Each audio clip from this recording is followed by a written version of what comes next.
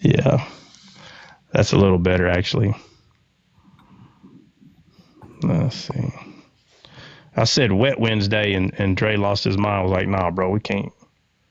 Nah, what was that? It was another name you had given it not too long ago. It was bad. Anybody know this guy? Looks like his name, Mr. Miyagi, Daniel-san. Oh, Uh, wax on, no, wax off. Oh, Daniel-san. yeah. Dre, you know this guy? Oh, Yeah. He's a Catholic debater. Oh my God! Why'd you come no, up I'm a here? We ain't Catholic debating, bro. We're I'm an not debating evangelist. nothing. Listen, I'm an evangelist. I debate with Muslims. I'm an evangelist. Oh, I get dragged into intra-Christian debates, but I don't actually like them. I'm a charismatic Catholic that operates in the gifts of the Spirit for the glory of God and to see His kingdom here on earth as it is in heaven. Yeah, Daniel, I hate to break it to you, but nobody can drag you into anything. I mean, like when you're on a panel and then somebody asks you a question about what your church believes and stuff, and we have this, if we believe what we believe in wholeheartedly, we have this zeal within us that wants to defend it. And I don't like, as much as I, believe we should defend our beliefs, I don't enjoy being like that as much as I do when I'm debating with Muslims and I see somebody filled with the love of God and they encounter Christ. That's much more rewarding. yeah. Unfortunately, the majority of Catholics, they don't defend what they believe. They go around slapping people away, slapping people around, and making them hear what they believe. That's been brother. That has been like we have a buddy named Dom. Dre, I didn't even tell you this. Dom. He knows Dom. He knows Dom. Oh, he knows Dom. Dom made a video, and his video basically says that I could be misinterpreting the video, but it seemed as though that he was alluding to the fact that Protestants can't keep the Catholic's name out of their mouth. That's kind of how the video came off. So I was the first one to comment on the video, and I had to be honest with them and said, hey, Dom, to be honest, if we're being honest, when I first started studying the Bible, I didn't even know what a Catholic was. Like, if somebody asked me, what's a Catholic? What's that? I didn't know what that was. So it wasn't until I started reading the Bible that the only way that I even found out what a Catholic was is I kept getting attacked by them, and I didn't know who these people were. So they just kept brother. A true priest in the church would not, they wouldn't say they're not Catholic. They would say they're not representing the Catholic Church very well. And even me, myself, I don't think I represent the Catholic Church very well. So I try to avoid those debates, though I find them interesting for sure. But you know what? I think God has got me where He needs me. I'll give you an example. I'm an evangelist. Well, hold on, Miyagi. You kind of just interrupted me. Is that how you carry yourself in a debate? You just interrupt people. So let me finish what I was saying there, Mr. Miyagi. It's all right. It's okay. We can still be friends. But let me finish what I was saying. So, but the first time that I even knew or started getting the idea to understand what a Catholic was is after I was verbally getting attacked by this crazy man, and he kept talking about Catholic this and Catholic that. And I'm like, what the heck is this dude talking about? So I had a buddy that I asked, and I said, hey, what is this guy talking about? And he said, bro, and he started telling me about movies. And I was like, oh, those people. I was like, oh, he's one of those people. He's like, yeah. I was like, yeah, but why is he over here arguing? And he's like, well, I'm not really sure. So we asked him, say, hey, man, why are you over here arguing with us? Because y'all are heretics. No, he didn't say that. He said, he did say that, though, but later on. But he said, y'all are Protestants. It was the first time I even heard this falsifying, this lie of a word that the Catholics made up just so they can call somebody something. And he called me a Protestant. And I said, what the heck is that? I said, what's a Protestant? Oh, and he tried to go through the church history. I said, hey, bro, Get the heck out of my face. I don't care about none of that. Instead of you being excited that someone got saved, and whoever you're calling the Catholics, y'all had nothing to do with me being saved. Jesus did. And you're trying to make me understand who you are by yelling at me and calling me a heretic? Get the heck out of my face. So that was one of my first encounters with a so-called Catholic. I had no idea who they were. They seemed like a bunch of bullies running around talking as though they know what they're talking about, but come to find out, I haven't found really one, not yet, that understands what the heck they're even talking about. I know they read what other people wrote. We got a lot of people like that in the Christian belief, right? The apostles wrote books, right? They wrote letters, and there's a lot of Christians. They can read the letters back and forth. They can read them to you again and again and again, but they don't understand what they're saying. So that was if it wouldn't have been for the courageous radical Catholics, I wouldn't even know what a Catholic is. So anytime I use the name Catholic, it's not to talk bad about any of them. It's really just me telling people my personal experience with them. That is a fact. I didn't know. So when Don made that video that said that Protestants can't keep the Catholic's name out of their mouth, it was the funniest thing I ever heard, because in his opinion, I was a Protestant for at least, and I'm saying saved, studied in the Word. I was probably a Protestant for over 5 or 6 years, until I even thought of saying the name Catholic because of some lunatic that said that they were Catholics. And before that, I didn't even know what a Catholic was. So, hey, try. You know what's funny? No. My first experience with that was when I joined the military. So I had no idea. When they did my dog tags, it was like, "What are you?" I said, "Well, hold on." Yeah. Someone here, Troy. Oh, hey, hold on a second, guys.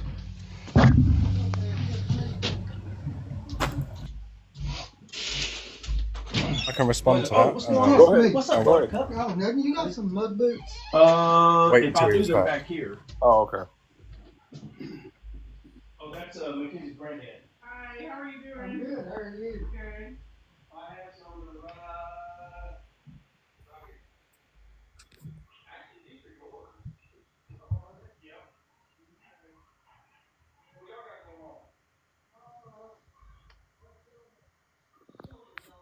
Hey man, listen, you can call yourself whatever you want, man, but if you have not encountered the living God, Jesus Christ, it all means nothing, man.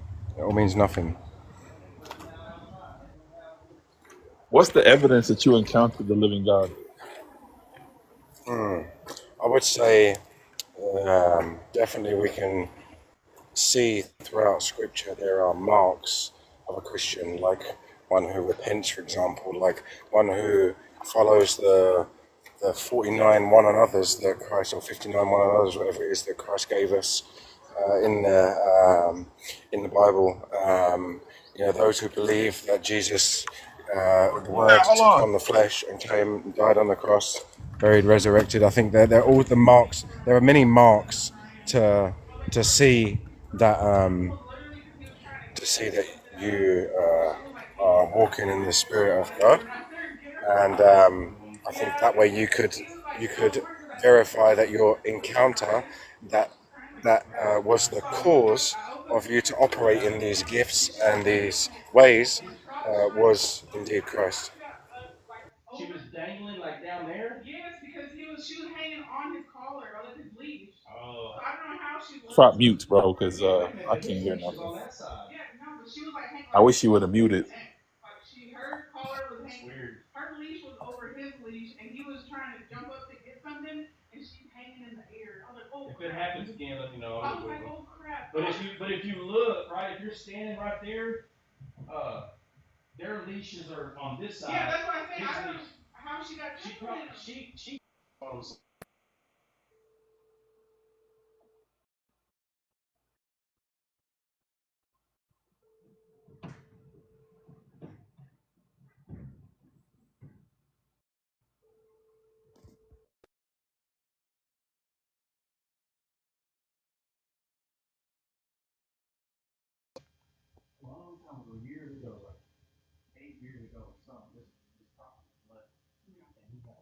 I don't know. I tried calling him. Maybe he was gonna pick up, but he didn't. So, all right. What were you saying? What are the marks? The specific. What is the mark? Because I didn't know there was marks. I know there is the mark of Okay, maybe I Christ. used the wrong terminology. I just mean like you say, like so. For example, I'll use my own personal testimony. So, I'm pretty sure I've told you a bit of my testimony before, Dre, and how I encountered Christ, and what followed from that was a transformation.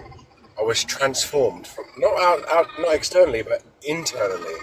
I was transformed, and that followed by a love and desire to follow God's commandments, a love and desire to know Jesus, a love and desire to repent from sins that I was now feeling convicted for, that I never felt convicted for before.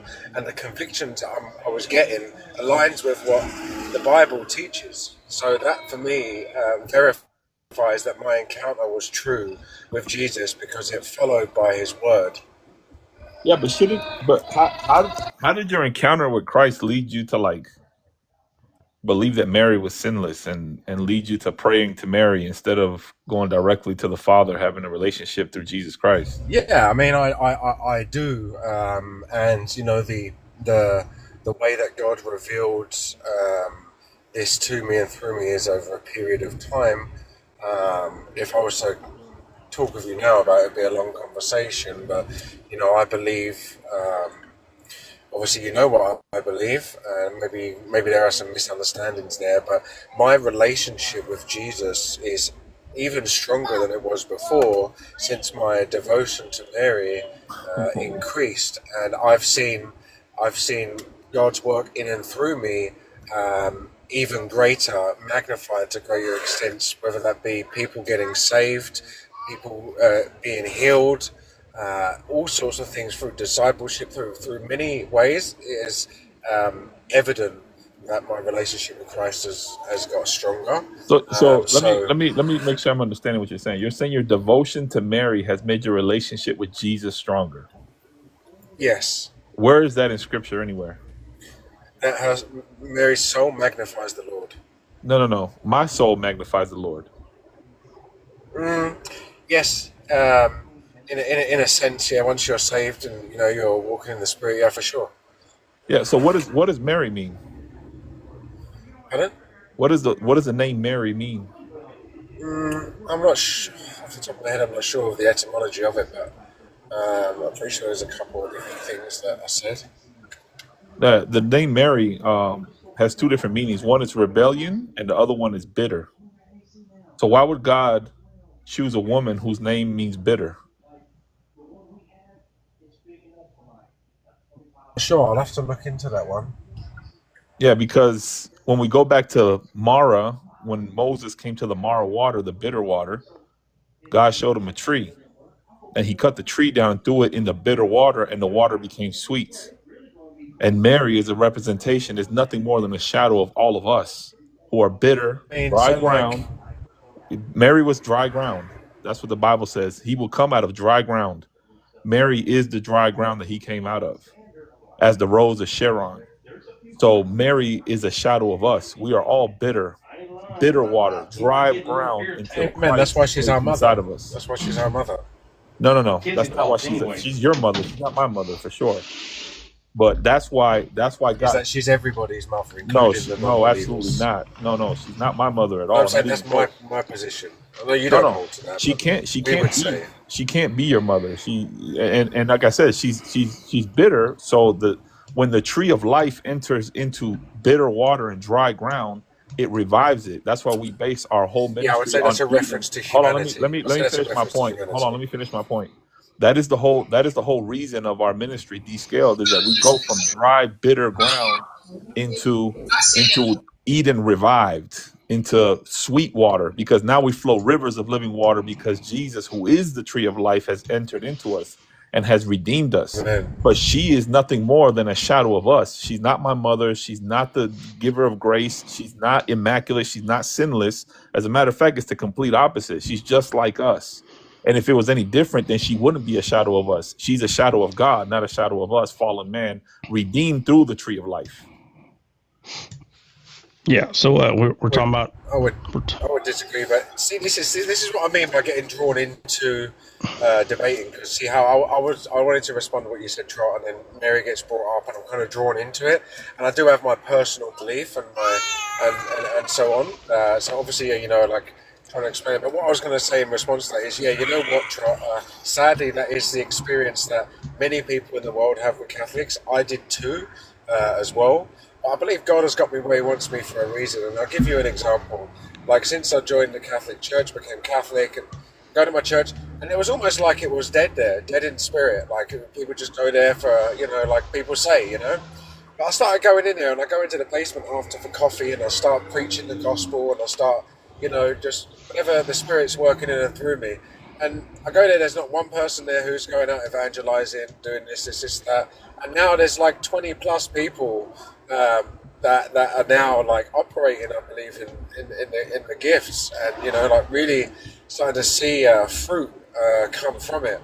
So I think God's got me there for a reason. I believe what I believe in, and if somebody else doesn't believe in that, I'm happy to explain why I believe what I believe. I hear everything you're saying. Let me finish. Okay. You're not done? No, sorry. Well, hold on. Let me say this anyway. The Spirit would have moved through you whether you're in the Catholic Church or not. And I agree. Okay. Yeah, amen. Yeah, no, I agree 100%. So yeah, I believe God's got me there for a reason. I've got my own personal belief as to what I believe in, and since I've become Catholic, which I don't think, other than some the beliefs that we hold to, for me personally, my relationship with Jesus has got stronger, got better. I see the gifts of, the charisms of the Spirit operating through me in greater ways, in better ways. I see, me growing in the fruits of the Spirit more.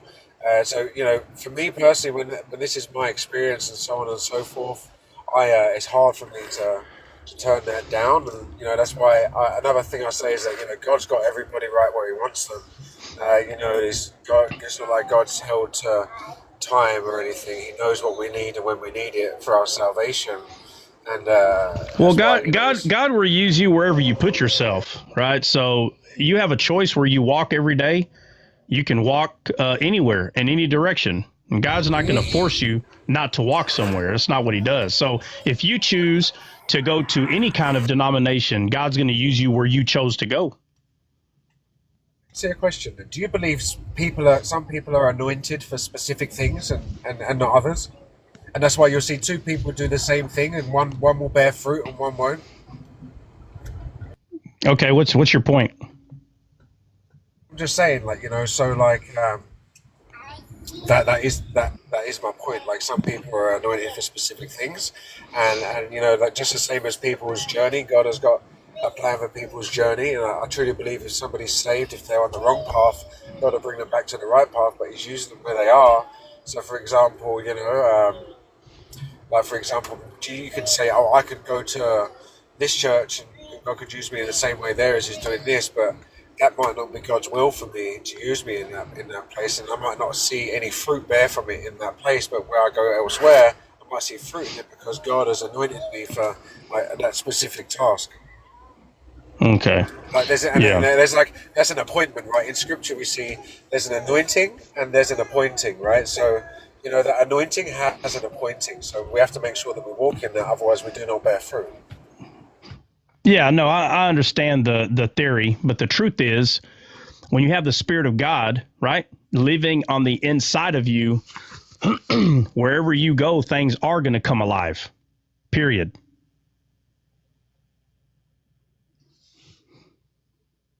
Yeah, I mean, so the idea of God put me here and God's making me go over there and God's the one doing this, I believe is a very it's a very lazy way to become content, instead of telling ourselves the truth that the same Spirit that resurrected Jesus from the dead lives in us.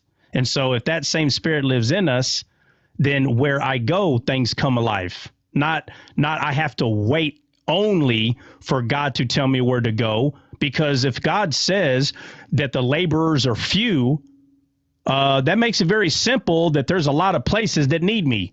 So it's not like the places have ran out and, oh man, Lord, I don't know where to go. There's so many laborers. No, that's a lie. There's not a lot of laborers. So anywhere you would have chose to put your feet, God would have used you there. And it just so happens to be where you are. But if I picked you up and moved you to China, people would still come alive in China.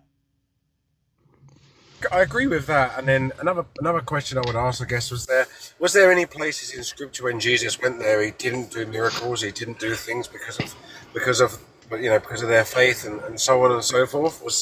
Was there ever that? Is it possible for us to go to places and that be the same thing? We can go somewhere and actually know that actually God is not working there.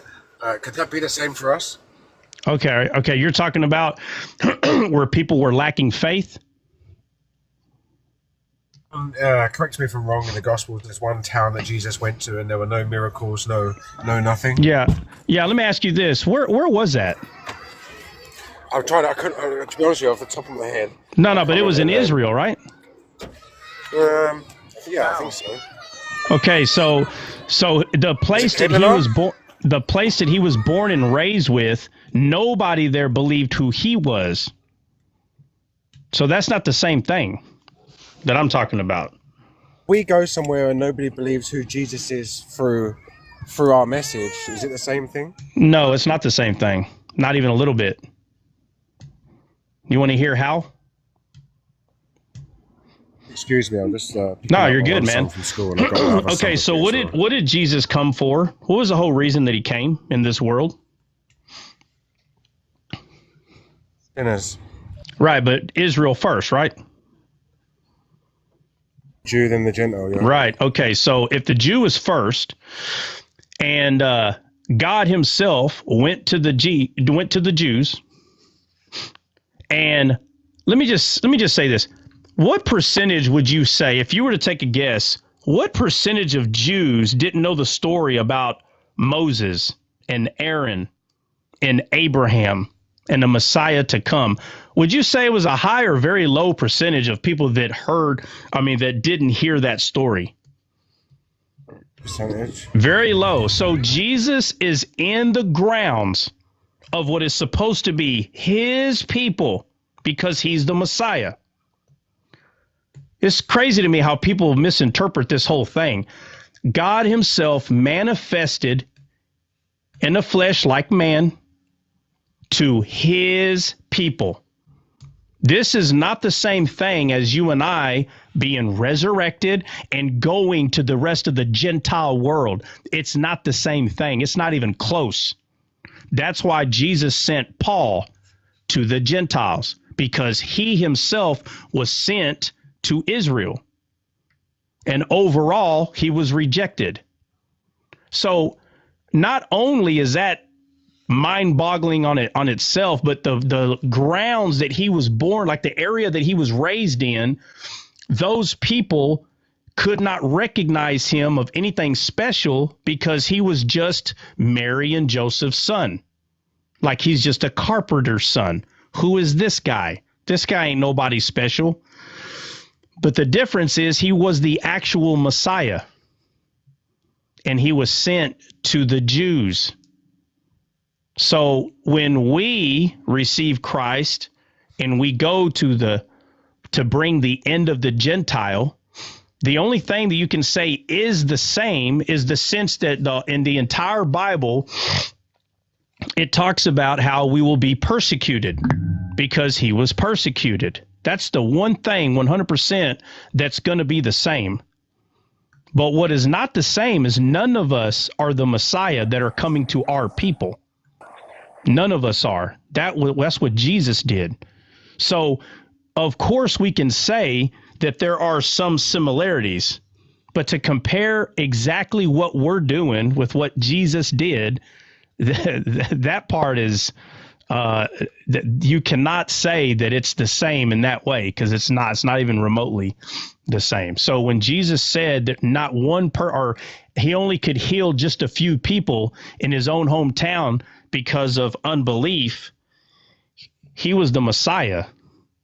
and he can only heal just a few. So if you're saying, is it going to be true that there are going to be people that don't have faith in Jesus?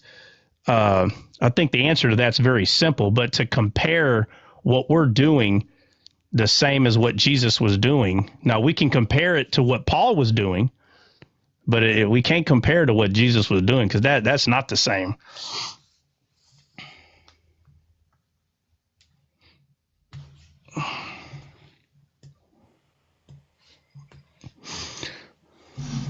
Yeah, Daniel, Mr. Miyagi, his name is Daniel. He's a good guy.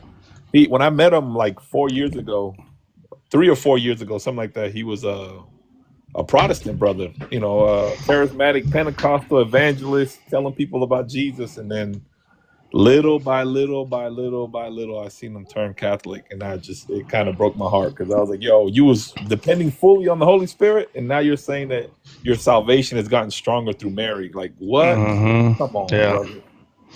Yeah. Come on, bro. Stop. But anyways, I was telling you, the first time I had that encounter with that Protestant thing was when I was brother. Yeah.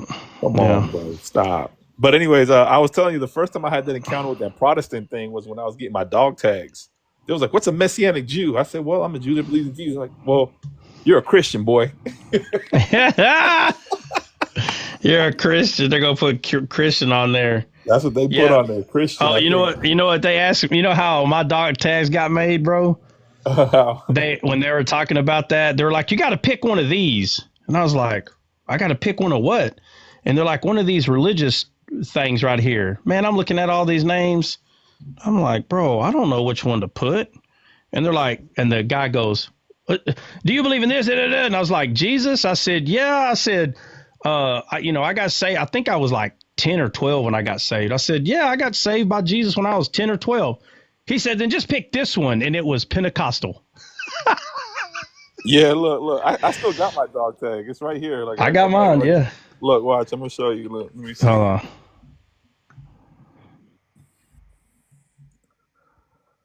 Covering up my SSA, but you see they put on there? I can't see it. Just say it. What is it? It says Christian. It says USS. Oh, okay, yeah, I can see it. I can see it. Christian. They just put Christian on there. Yep. I said, I'm a Messianic Jew. They said, what is that? And I told them, like, so you believe in Jesus? They said, yeah. You're a Christian, boy. You're a Christian. Hey, that right there is that's kind of like that Texas stupid, everybody's a Christian. Yep. Yeah. Mine says, because I had some Orthodox Jewish friends in the Marine Corps, and when they were getting deployed, they came back to the admin shop. It was like, hey, dog, can you change my dog tag from Jewish to Christian or non-denomination or something like that? They didn't want Jewish on their dog tag because they knew they were going to Iraq. Oh, man. And I think Messianic Jew doesn't even fit on there. Like, Messianic Jewish doesn't fit on the dog tag. So I think I was just like, it make it easy. Like, you're a Christian. That's it. Out of here. Yeah, they could put M Jew. Yeah, what is a M Jew? They would have put Messy Jew. Messy Jew. Yeah. No. Yeah. No, nothing against the guy that was here, but he literally tried to make people believe that his relationship with Jesus got closer when he became a Catholic. That's your feelings may become stronger, but I'm talking about your physical ones, not the ones that matter. You may get more feelings involved or something like that. But yeah, and that's the other thing. Like, listen, I know full daggone well what lives I'm going into and what's about to happen in them lives. I'm not stupid. Okay, nobody's dragging me into nothing. I go in the lives that I want to go into. Yeah. You can say whatever you want, and if I want to go in there, I will. If I don't, I won't. Yeah. So to make it seem like you get dragged into these conversations, no, you don't. You don't even have to be on TikTok if you don't want to. Yeah, he heard enough about Descaled. He didn't. Especially if he knows Dom, he didn't get dragged in here. No, he I don't know how he got up here because I don't remember, or it could have been me. I might have accidentally brought him up. But I didn't know who he was. I don't know him. Yeah. But it's funny that I know him well. I was in another live and I had mentioned something to him, and I think he just saw that I came live through. Yeah.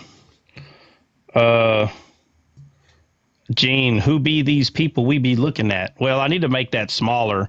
So, guys, I uploaded in the YouTube Descaled. I uploaded number 1 and number 2 of it's titled Ruddy Eyes, and it's just based on it was Tammy. Tammy, she wasn't really understanding, and I'm gonna be honest. I want to say Tammy asked me before. I want to say, dude, that she's been like, hey, I don't understand this red thing. And it didn't click what she wasn't getting until she said the word, she didn't say important. I say important a lot on the live. No, I'm not going live on YouTube, Jordan. I'm waiting for that cable to come today because hopefully it comes early because when we do our wisdom Wednesdays, thank you, Sando. When we do our wisdom Wednesdays, which today, obviously, I'm hoping that cable gets here, and I'm going to try it for the first time when we go live on Wednesday, wisdom Wednesdays. You were trying to expose Christian's defender over there at the top. His defender? Yeah, remember the lady that came in there and started telling us off about shit? Yeah, that's who that is up there, bro. That's who I thought it was. Yeah, that's who it is, man. I heard if you say Christian 3 times, he pops up like Beetlejuice. Let me see. Yeah, Christian. There's 2 of us that did it, bro. We should have done a triunity effect. We would have got it. That time. Yeah, I said, put a bunch of people in a photo album. I said, and give me an Asian woman above the man in red. And that's how they made it. Made just like that, just for Christian. So he could feel welcome. Feel like his peeps are here. Got to get his peeps involved. Yeah. Oh, and by the way, guys, on YouTube, it's in the video section, not in the live section. So if you want to go watch Ruddy Eyes, this is going to be the picture. There's going to be 2 of them, and 1 and 2, they should be right next to each other. And it's going to be in the video section because I had to do it the old school way like we used to do it, Dre. It took forever. It took like an hour for it to download to my phone and then another couple hours for it to download to YouTube. I was like, oh, I remember these days. Oh, it jeez. Sucks, oh, it does. That's why I remember when you were telling me, I was like, man, let me take that responsibility, bro. I can't have you doing that every day. Screw that. It takes a minute. The downloading, the uploading, all that stuff. It takes a minute. A lot of people don't realize it. And then they'll be like, bro, why didn't you upload the live on YouTube? I'm like, man, listen, bro. It takes about Hey, Jordan was the worst. Oh, hey, yeah. Are you going to upload the? I was like, oh, my gosh. Oh, yeah. Like, golly. And you get like a multiple, like constantly you're going to get messages from people. Like, and I mean, obviously it's not in an evil spirited, but they're just like, yo, can you upload the thing already, bro? Like, yeah. Oh no, they hold you to it because it's kind of like you wanted a show, so let's go show out. Put the video up, and all the girls. Oh my God, Brenda. I want to say Brenda too, bro. I think she was one of the ones like, so did you upload it?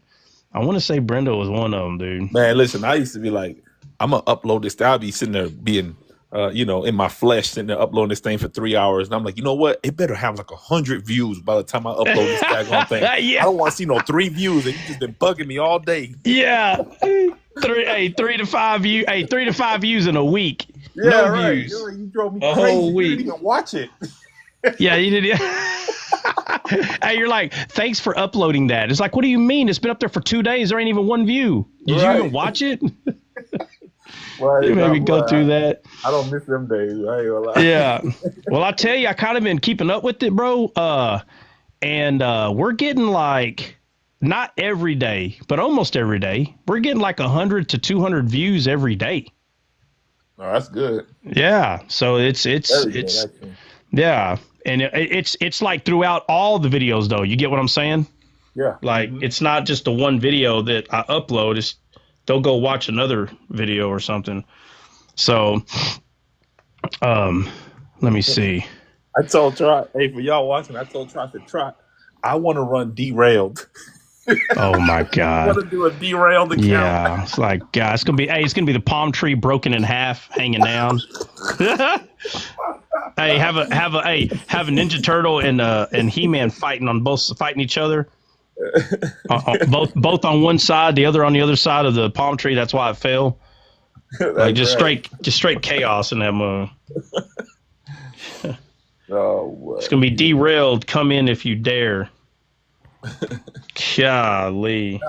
It'd be more like current events and stuff like that for the most part.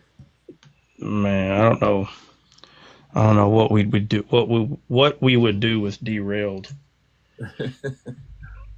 Not really sure. Let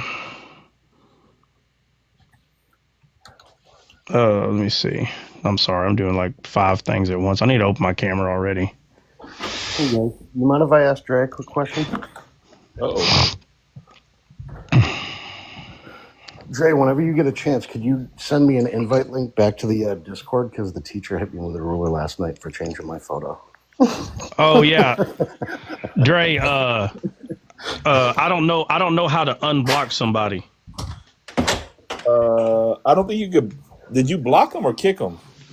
I did all of it. I blocked, kicked, erased, burnt. Lord. All right, I'm gonna look and see. Give me a second, Hebrews. I'll figure it out. All right, thanks. I'll open up. I try to tell it. If you're gonna troll something I'm saying, please make sure I'm gonna know who you are. I thought this was I don't know who came in this room. I'm like, man, who is this joker? And there and of course, like a mistake, he's like, I can't remember what you said, but it was not the right response. You're like, I said, my response was, well, you let me in here. Oh yeah, you let me in here, and I said, well, you won't be hearing for long. Click. Yeah, exactly. I was like, oh wow, it's gone. Yeah, I don't know who the heck this was. Yeah. And he's like, what do you mean? It's me, Hebrews. Like, bro, Hebrews is a book in the Bible, and there's like 100 people got their name Hebrews. It's that photo. I'm telling y'all, just keep your picture the same, so I know who you are. Got me guessing. I ain't got time to guess. And I'm just letting everybody know, man. I did go to Catholic school for 1 year, and I'm telling you, this teacher's ruler here is a lot bigger than theirs. Yeah, theirs is fake though. Mine's a real ruler. I know it hurts. Hey, Christian gets it the worst. Yeah, man. Dude, all those bruises from the iron rod that you got, man. Oh my goodness. Yeah, I'm just sharing. I'm just sharing the wealth, man. All right, guys. Thank you. All right. Yeah, I'm sure Dre will get it figured out. All right, cool. All right. Now that I think of it, I don't ever see him make a comment. Hebrews, you don't ever make a comment in there. I think that threw me off too, because I don't ever recall you making a comment. Maybe that's the issue. All right, what's on the agenda? What we got? Real quick, Hebrews, I sent you the invite on Discord. Check it out. Let me know if you got it. You can write it in the comments or whatever. I unblock you, derail you, and descale you to bring you back. Hey, is it hard to bring him back? Nah. Oh, okay.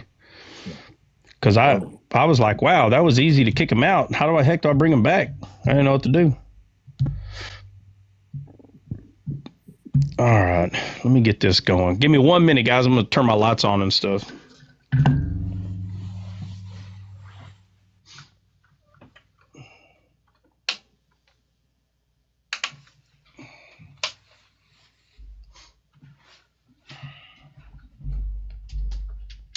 Yeah.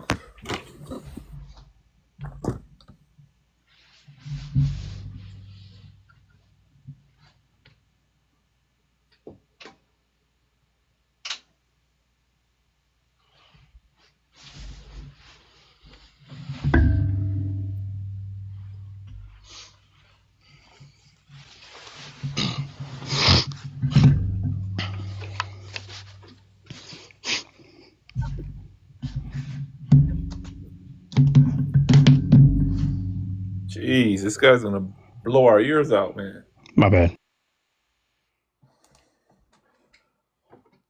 Holy smokes! He's up there fixing his high chair. You're an idiot. Let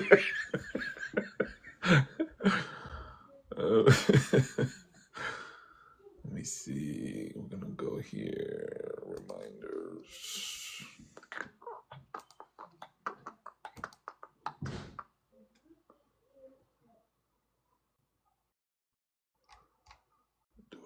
Hey, so Nina, did you guys go over Mephibosheth?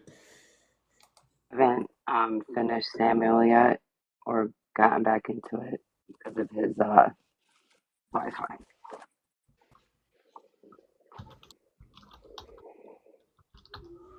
I want to go over what you brought up about the son of Jonathan, though. Yeah, that's him. Mephibosheth. Yeah. Mephibosheth. I'm saying it in Spanish. So I can say it in Spanish. I can't say it in Hebrew or in English. For some reason, it just don't come out right. It's not a name that rolls off the tongue, so. No, it's definitely a complicated one. You could just say Mephibosheth. Oh, Lord, I can't do it that way either. Mephibosheth, I think is how you say it. Mephibosheth.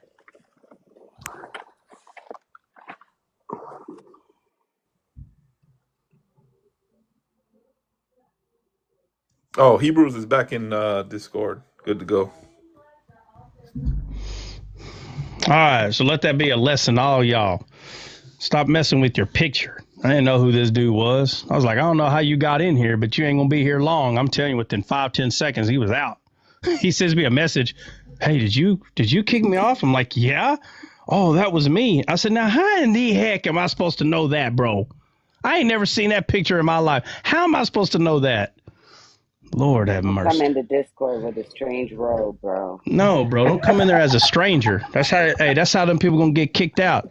They're gonna try to make it in heaven, and God's gonna be like, "Hey, why do you not have your bridal attire on?"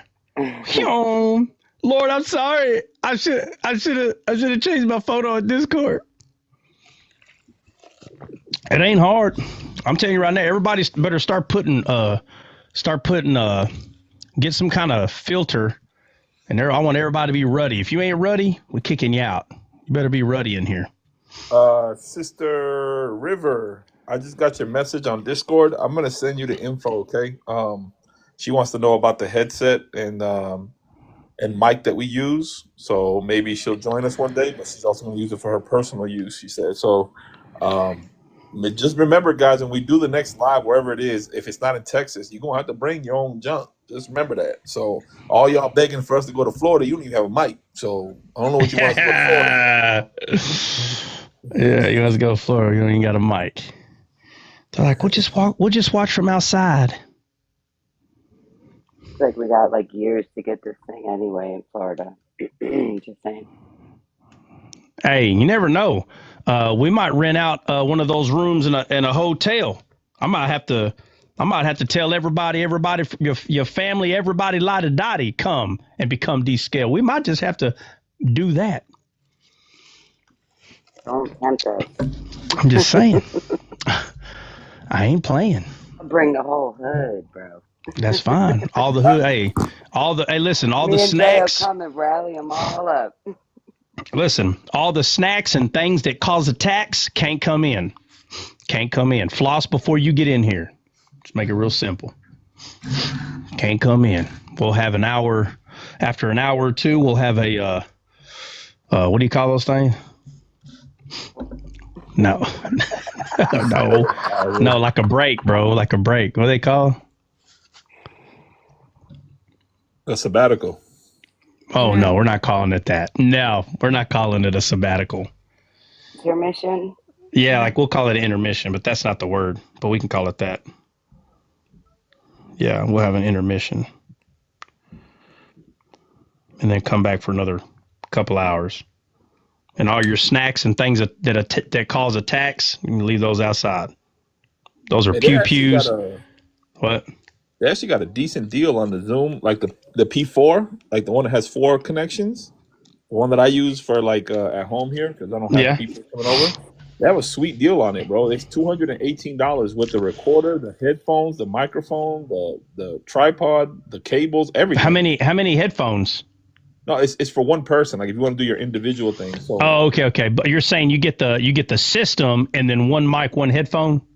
One mic, one like the whole setup for one person with the Zoom for $218. That's actually really good, bro. That's not bad because the headphone and mic kit I think cost $100, don't it?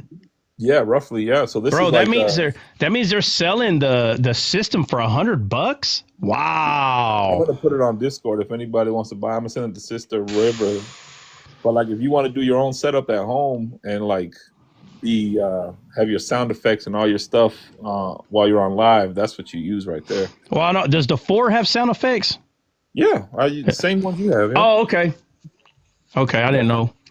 But either way, you connect it to your laptop and you download the soundboard or be on a soundboard on your iPad or whatever, and then you can have all the sound effects in the world. That's what I do.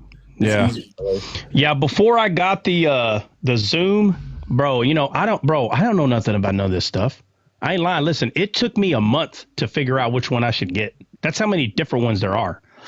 And I'll tell you what,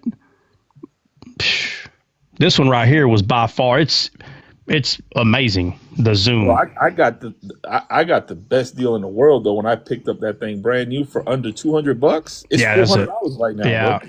yeah. No, that's a real good deal, no doubt. Yeah, that was a real good deal. And you got the case. What? Yep. Yeah, and that case ain't cheap. I don't remember how much it was. I got an invite to go to Pakistan. You want to go? What are you gonna be doing? Preaching, crusades, teaching people. You use the word crusades? Oh no, I'm good. You use the word crusades? Oh no, not them kind of crusades, bro. We're talking about crusades. Who you going? Like, how do you know these people or what? Oh, I've been there before with this pastor. Pastor Daniel is my buddy.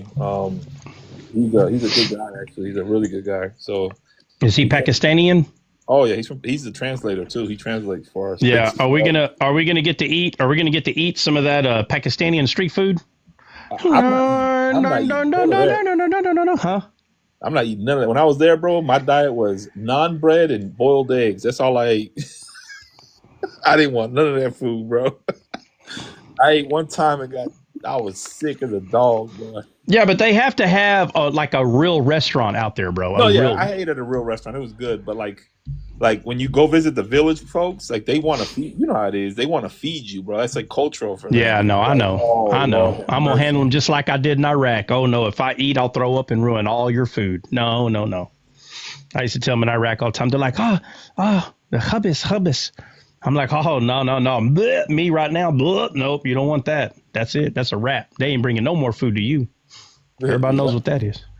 Nope. I'm gonna take beef jerky. There, so I'm gonna take. Do what?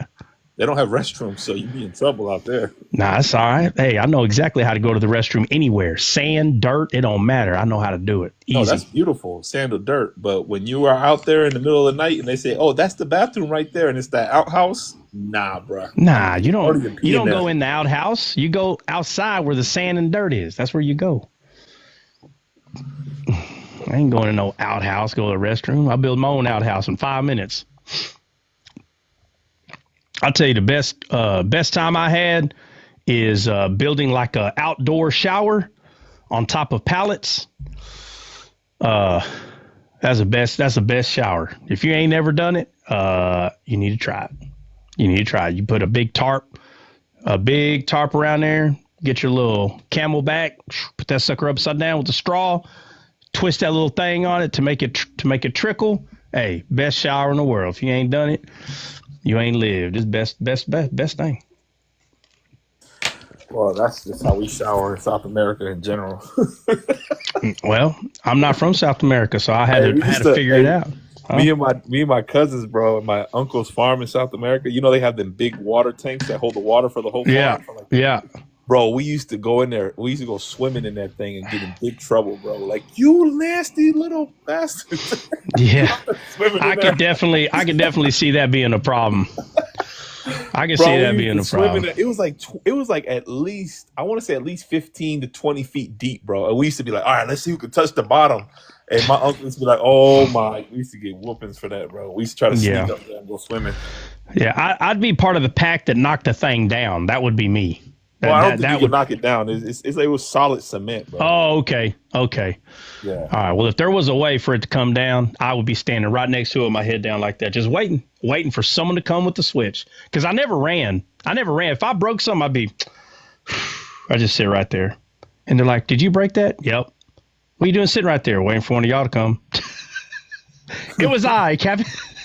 I never ran from a beating. Never. Even from a bully. If I knew a guy could beat me up and he was bigger, I'd punch him one good time and close my eyes. I knew I was about to get the business. It's like, bap, bap, bap. It's like, and he never hit me again. Now he beat the heck out of me. Never hit me again, though. It's like, bro, you just kind of stood there like, I don't care. I gave him a good one. I ain't going to run. Like, I mean, ain't no point in running. No, for what? I don't know. I never understood the running. Like, if somebody run, I'm like, what are you running? Yeah, or maybe the concept of death didn't cross my mind.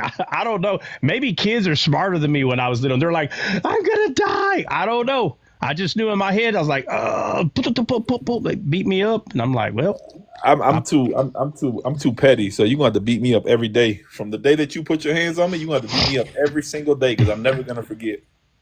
Yeah, but if you punch him, if you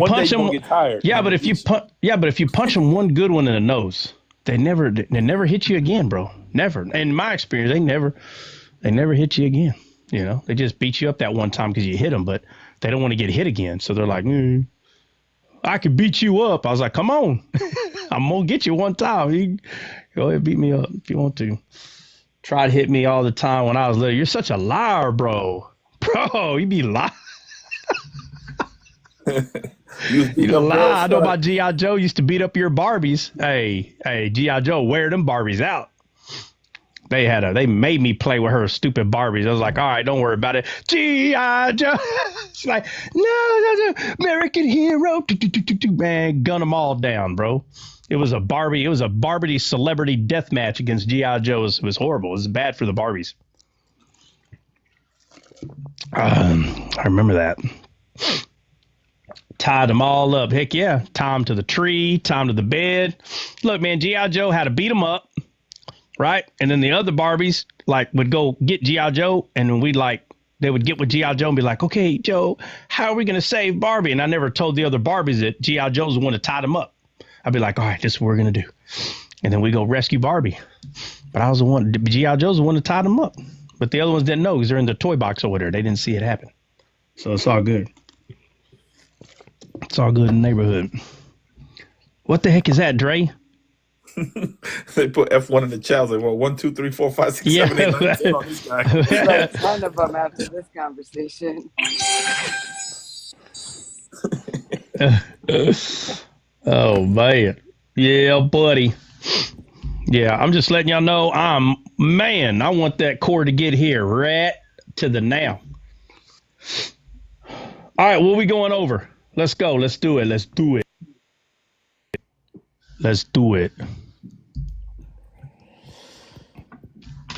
Let's go over something because we're going live again. Don't forget, guys, today is, like Sando said, today is Wisdom Wednesday. Well, I put some other names in the chat. I don't know if you saw them. Oh, no. What was it? I got to think again. I got to use my brain again. He was like, they were so good, I forgot. Oh, man. I've been there, though. I've been there. Sometimes you just forget. It's all good, though. Mephibosheth again? Dre?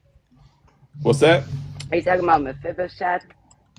No, it was a name for, because he was like, today is Wet Wednesday, and I was like, whoa, like Wet Wednesday. Oh, I missed that. I don't want to do that. And I was like, okay, Watery Wednesday. He was like, nah. I was like, Wet and Wild Wednesday.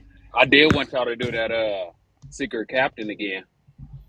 Oh man, bro, is it? I think it's too soon. I feel like, okay, hold on, Dre. So hey, did anybody go watch the Secret Captain? Yeah, who watched it? It was from 2023, bro. No, listen. Dre, listen. we shared it. We told everybody where it was. Did anybody go watch it? That's what I'm asking. I was supposed to, but I had my situation pop up. You know what happened. All right. Well, other than you, did anybody else who watched it? Kim, anybody else watch it other than Kim? You put it in the Discord? I think Kenny was watching it. He asked me to send it to him, but Kenny's not here. But I think I sent it to Kenny. What'd you say, Brenda? Oh, where is YouTube? What? You go on there. Did you put it in the Discord? No, I can though. If you need me to. Hold on. Somebody did. Somebody put it in the Discord, bro. I thought. No? I don't know. Let me look. Where did they put it at though? Like people just be putting stuff anywhere they want. Yeah, it should be in Bible stuff or whatever that thing is. Teach about us flying in heaven. What? Flying in heaven? Oh man. Oops. Yeah, no, Brenda, I am not live on YouTube. I am not live on YouTube. Whenever I get the Starlink cable, okay, so I'm going live. D-Scaled is going live this evening. I don't know the time yet, but there will be a wisdom Wednesday, and I will be going live on YouTube, and we'll hope it works out, because as soon as I get that cord, I got to reconfigure the satellite and all that.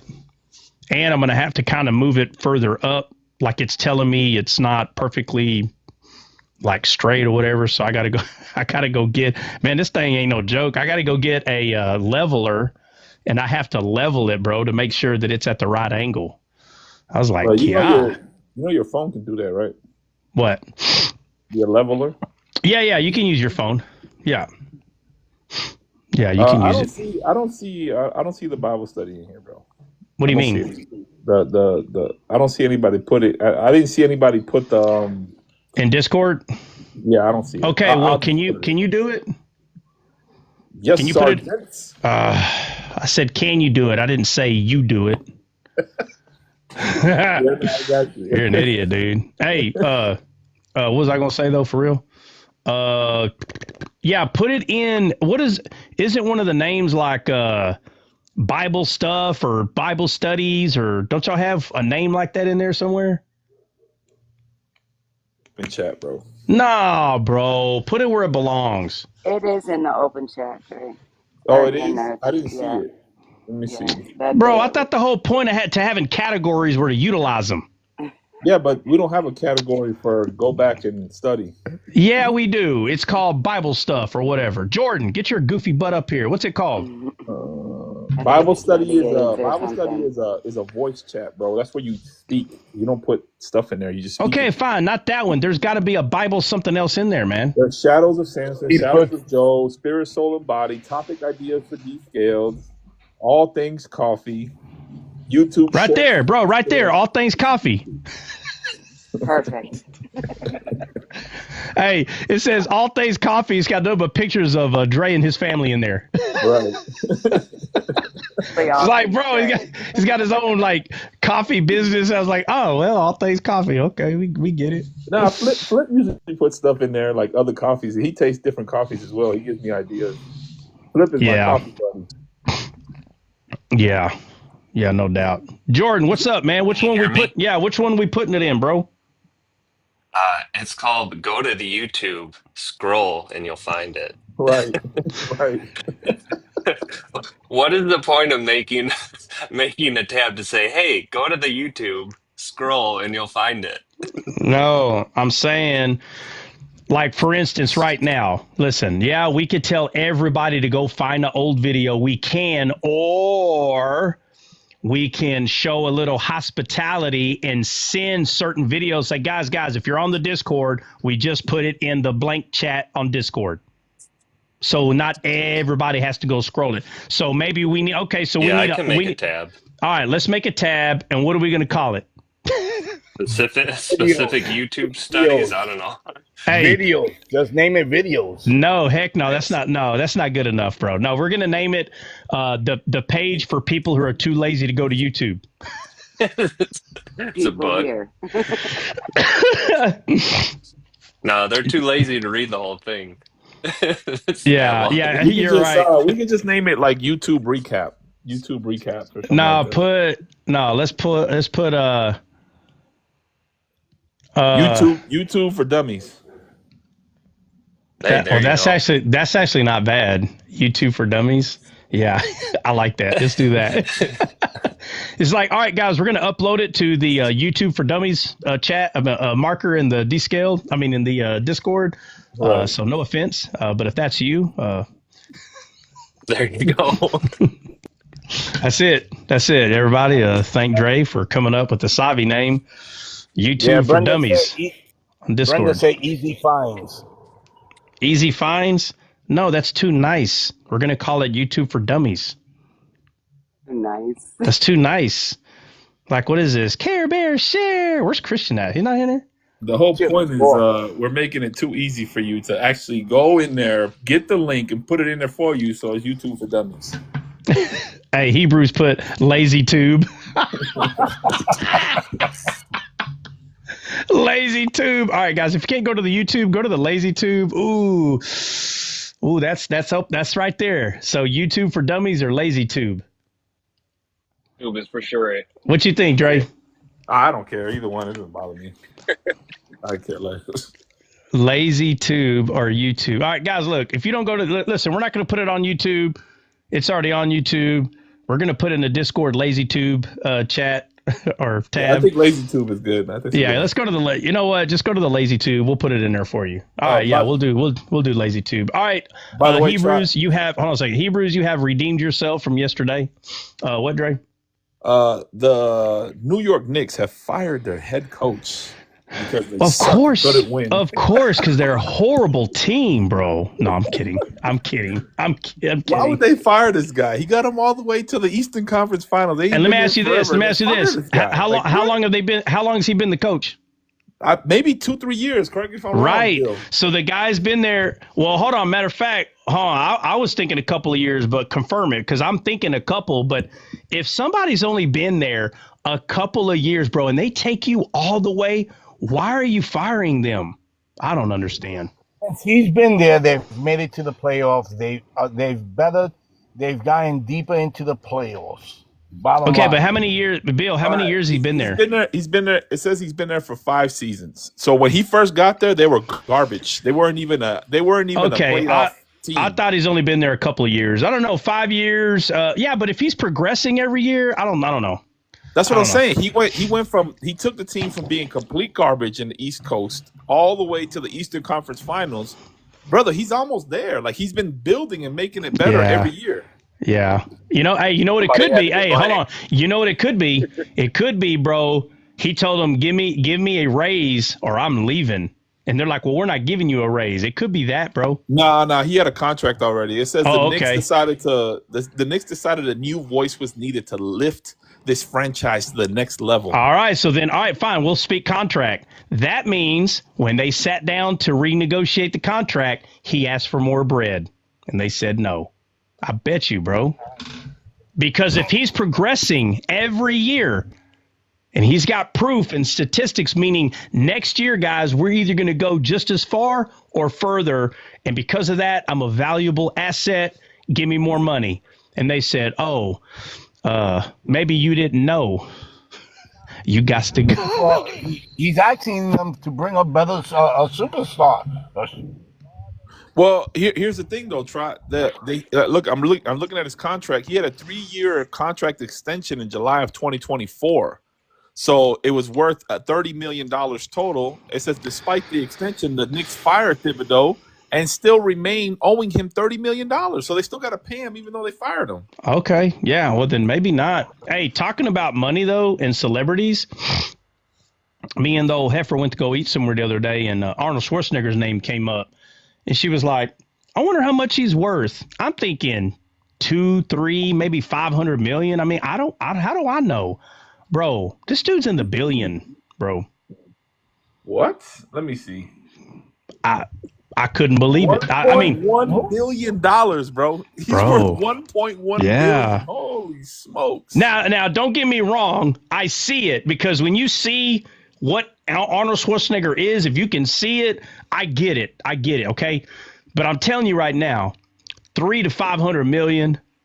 Matter of fact, if somebody would have said 1 to 200 million, I wouldn't have disagreed.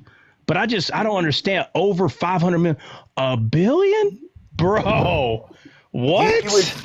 He was doing the bodybuilding championship, so he was making money on that. That's not that much money though, Bill. No. You know what it is, Bill? I think it's the fact that he was a governor of Cali, bro. He got that Cali money, bro. Oh, don't say that. Don't say that, bro. I forgot about that. No, don't say that. His first movie was Conan the Barbarian. I love that movie, by the way. One of my favorites. Yeah, hold on, Bill. Was that really his first movie? I don't think it was his first, bro. Go check, Bill. All right. It was his first popular movie, but I don't think it was his first. But it could be. But I'm going to say I don't recall. Hercules in New York was his first movie. Yeah, I knew it. I knew it was a Hercules movie. I knew it. I should have said it. It was a Hercules movie, but I don't think I ever seen the whole thing. I think I just seen parts of it. I didn't even know that existed. I'm about to go watch it. Oh yeah, no, it's funny as heck, dude. He's even worse actor in that. But we're gonna put it. Is that even possible? Yeah, I mean, he's like, I would go. It's like, bro, I don't know what this guy's saying. Like, matter of fact, I want to say they had to use an American voice because he was like they didn't understand what he was saying. So when he's talking, it's like, hey, you come here. You know, it's like one of them Asian movies, but just for Arnold that movie Schwarzenegger. was released in 1970, bro. I was nowhere near to be born. Not even close. Yeah. I don't even think my dad could produce seed at that age. Easy. God. We're going to have to come up with a derailed song. I'm going to play it every time. I was 4. I was 4 years old. Hey, hold on a second. Jordan. Saying, I don't even think he knows. Yeah. Jordan, yeah, your red bars are not helping. We don't understand. Hey, can you let us know what I saw you put something in the chat? Lazy Tube is under the open lounge. I don't even know what that means. Open lounge? What do you mean? So you got a tab within a tab? Now, how in the heck is anybody going to find that? Why didn't you just make a tab specifically for that? Hey, Trot, this guy has Hercules in New York and then The Long Goodbye. I've never seen this movie either. The Long Goodbye. The Long Goodbye. Yeah, and then there's another one called Stay Hungry. I don't know that either, not at all. And then his I think his major like movie at that point was the next one, which is Pumping Iron. Everybody's seen Pumping Iron. Oh yeah, if you haven't seen Pumping Iron, you're a loser. No offense. Yo, you know, he was a bully to this guy, the guy who played Lou Ferrigno. Yeah, bro. You have to be. You have to be, bro. You have to be. You gotta be. Called The Villain. I'd never seen that. And then another one called Scavenger Hunt. Never seen that. And then the movies get good. Conan the Barbarian. Yeah. Conan the Destroyer. The Terminator. Commando. Raw. Commando. What? The Running Man. I love The Running Man. Yeah, but the Predator is my favorite. That's my favorite out of all. Even to this day. Oh, Predator was good. Predator is the best, dude. That's the freaking best one. Predator is good. Then he got Total Recall, Kindergarten Cop. Yeah. Oh, Kindergarten Cop. Last Action Hero. And the worst movie he ever made was when he got pregnant. Oh my! I can't even believe he did that. Junior. Oh. No. Twins was hysterical. No, but Twins was good. Twins was good though. I'm talking about. I'm talking about his worst movie is when he got pregnant. That movie was horrible. It was a movie he made that I really liked. He had a small series, Dre, where I think recently that it's him and his daughter. They're spies or secret agents. The Last Stand, is it? No. Look it up. Yeah. Collateral Damage. Oh yeah, they're all. I like all of them, dude. For real, I really Batman do. and Robin. I think that's the one I'm talking about. I Oh like my, that hey, one. that's hilarious, bro. Yeah, I He's like like, that one. hey, he's Mr. Freeze, right?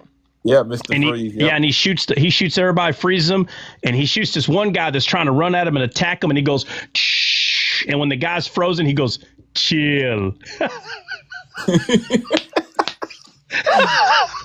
Bro, he says the dumbest things, but because it's him, is right on point, bro.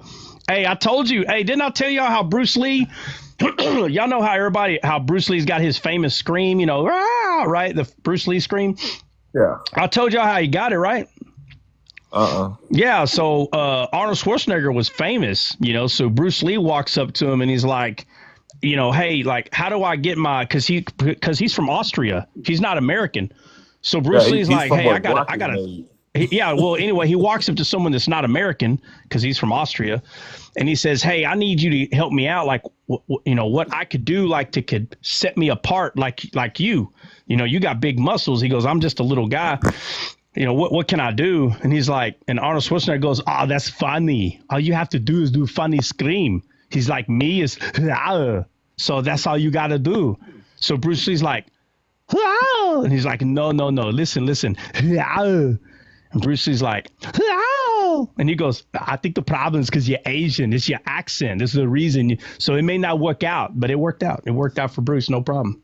Hey, guess what his highest rated movie is? The Metascore. Out of all, hold on. Arnold Schwarzenegger. Yeah. His highest rated movie, like the best movie out of all his movies. It's got to be Terminator 1. Yeah, it is. 100%. Yeah, it's got to be. Yeah, but that's not my favorite movie. Predator is my favorite. Hey, what number is Predator on the list? I'll tell you right now. Where's Predator? It's 47. It's actually pretty low. It's not that good. Yeah. What do you say, Mr. Lee? You nailed that accent. Oh, hey, bro. And the first time I said that, I said it in front of some of my Asian buddies, so that I was that I went overseas with, bro. Not one of them laughed, bro. And then maybe 5 minutes later, they all came and tackled me, and every one of them were going, Actually, you know what? His highest rated movie is actually the Long Goodbye. It's 87. I didn't realize his that. Highest rated movie over Terminator. Yeah, it's actually in the Metascore. It's actually the Long Goodbye. I've never seen it. I'm about to go watch it. Yeah, no, I've seen parts of that, and the other one you named, the one Bill named, I've seen parts of that one too. But y'all did name a movie that I don't even recall what that is. If you go through the list again, Terminator 2 is my favorite. I love Terminator. Oh, 2. I like both of them. I ain't lying. I like all the Terminators, man. All of them. Even when the lady is the main, the main Terminator that's trying to unalive him. I like all of them. I think one day somebody needs to put Terminator Matrix actually together and show, because remember, the Matrix, you can do anything and go anywhere. Well, Terminator is all about the past, future. There has to be a time where they can where there's the Matrix personnel and the Terminator personnel kind of meet all together. That'd be cool. Yeah, it would be. I think it'd be. I think the Terminator is just too old for that, though.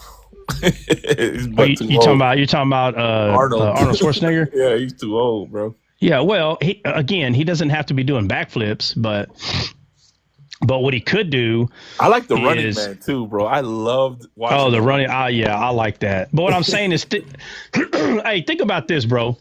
Wait, hold on. From Family Feud, right? What was his name?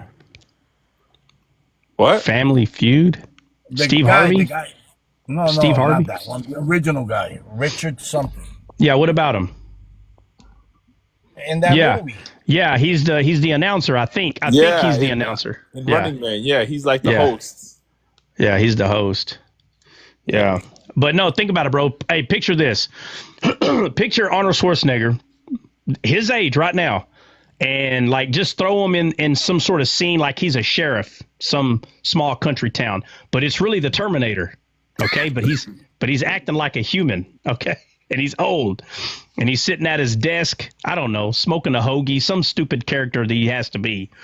And like a warp or something opens up in front of him. And he goes, about time. And something comes out of it. And the next scene, he's in the Matrix. And then from there, they can use CGI to finish him off. But to finish what he's doing. That sounds like Doctor Who, bro, with the portals opening up. Okay, well, first off, you talking about Doctor Strange? That's the one, Doctor Strange. Okay, yeah, okay, but if we're gonna say that, then we're gonna have to act like Terminator 1 didn't happen because a portal opened up that it was like a shield that just showed up. Remember, and they were naked. I'm talking about that. Yeah, you're right. Yep. Yeah, I don't mean like Doctor Strange's little portal. No, I'm saying like how that shield thing appeared. It could be that. It could be something appearing like in his room, and he knows what it is because he's one of them. Now, who that is, I don't know how they would play that. Maybe it's John Connor. I don't know who it is, but they bring him back. They bring him back to a Matrix, like the Matrix, and it's a part like where you see Keanu Reeves, or you see like the Mr. Anderson, whoever that is. Like you can actually see them, so you can see the movie playing out, but he's in there. He's in that scene. But it's actually him, doing something. I don't know. Let me do this real quick, Bill. Agent Smith, so yeah. Go ahead. Here goes all the by people's popularity, the people's choice on his movies. The top 3 would be Terminator 2, The Terminator, and then The Predator. Those are the top 3. Oh, so Predator is 3. Okay, I can see Predator being 3. Total Recall follows it. Total Recall is number 4. Total Recall was crazy, bro. And I'm gonna tell you who I love that they put in Predator, bro. Oh wow, his name's not even clicking. The Rocky guy. What's his name? Oh, Apollo. Bro, the fact that they put him in this movie, bro, I was lit up, dude. I was lit up. I thought Sylvester Stallone would have been in it, but they're always battling. Well, they were on Carl Weathers. Yeah, bro. When I seen him in there, because I loved him, bro, in all his movies, man. When he was in there, I was like, oh, bro. I was like, this movie's gonna be awesome. Together? I can't remember. He's in the Expendables, I think. Or Arnold and Sylvester. Arnold is. Yeah. Expendables, yeah. Yeah, they're both in there. The scene where they meet at the church.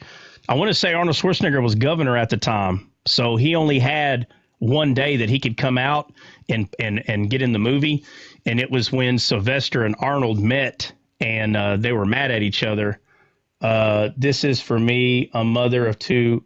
What did you say?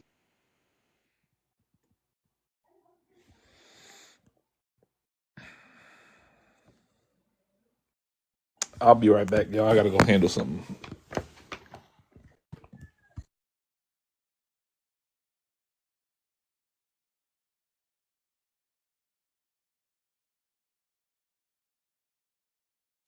Oh, Brenda was referring to Lazy Tube. Guys, remember, Lazy Tube is not going to be taken advantage of, okay? But if you have a question about something we've talked about, like, hey, have y'all ever talked about this? Somebody will go do the hard work. They'll go find it off YouTube, and they'll put it in Lazy Tube so you can go straight there and find it. But if this starts getting abused, we are going to delete the Lazy Tube. And you can continue to be double lazy. We're not going to have a double Lazy Tube, okay? We're just going to have a Lazy Tube, no double lazy. All right, let's see.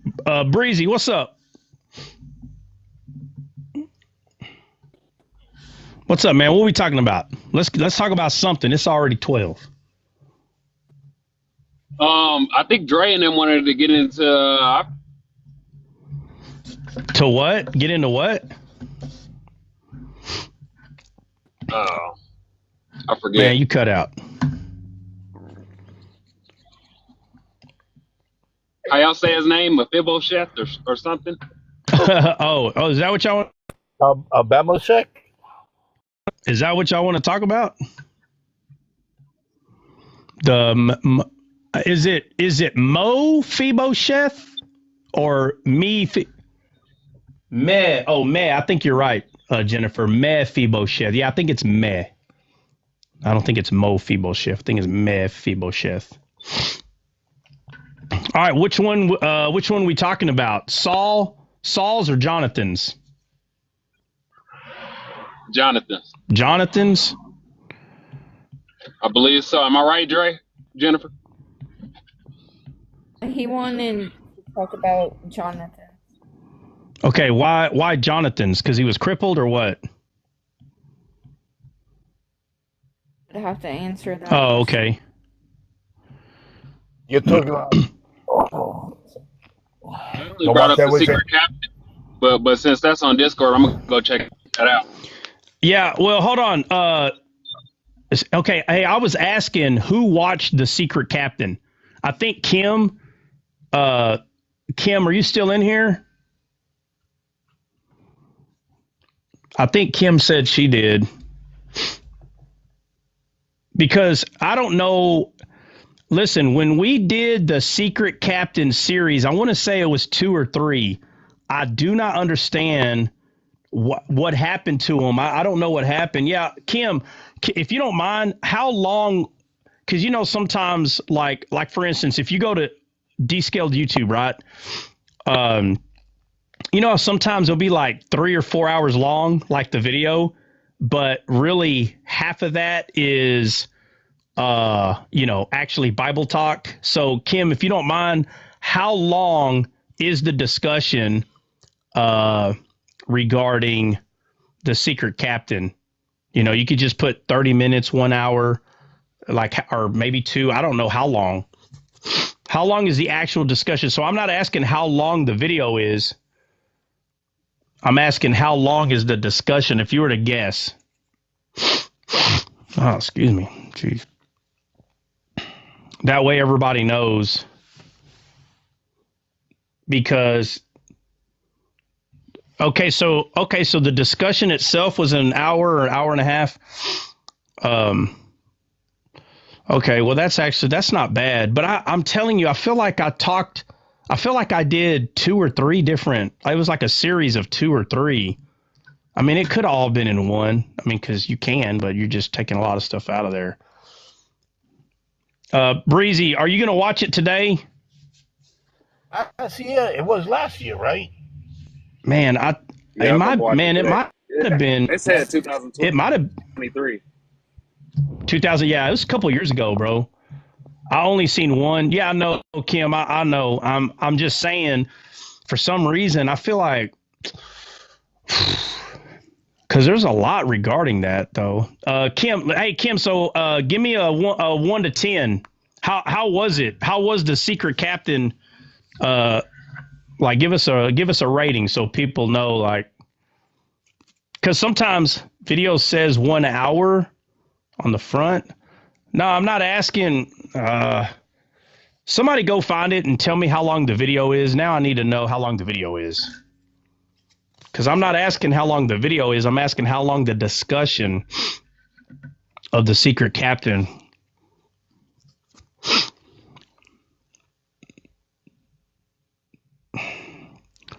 Can somebody go look it up? It's in Discord. Like, someone just go over there, see how long the whole video is.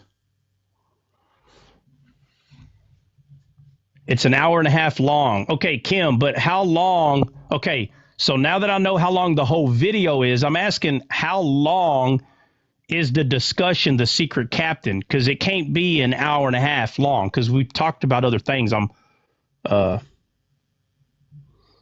in there. So maybe it's 30 minutes long, or is it the entire video? So that's what I'm trying to find out. Like, if the whole video is an hour and a half, how long is the Secret Captain discussion, though? Okay. No, the whole video is 2.5 hours, but the Secret Captain's an hour and a half of that, basically. That's what it sounds like to me, she's saying. Kim, give me a rating 1 to 10, 10 being, awesome, good job, Secret Captain, or it was a 7 or a 6 because it felt like maybe there could have been more discussed on this part. So Kim, if you don't mind, give me a rating, like how much you liked it or whatever. Cause I'm telling you, I remember not going over a lot of stuff. Cause I think I was just trying to get the point across of what I was saying.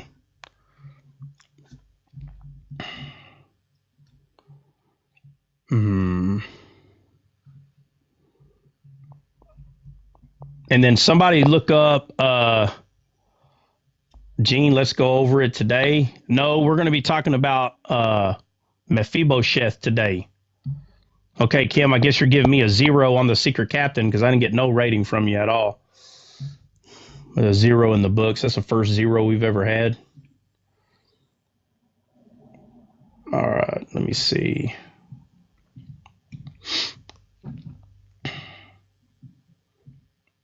Oh, man. It was hard to follow.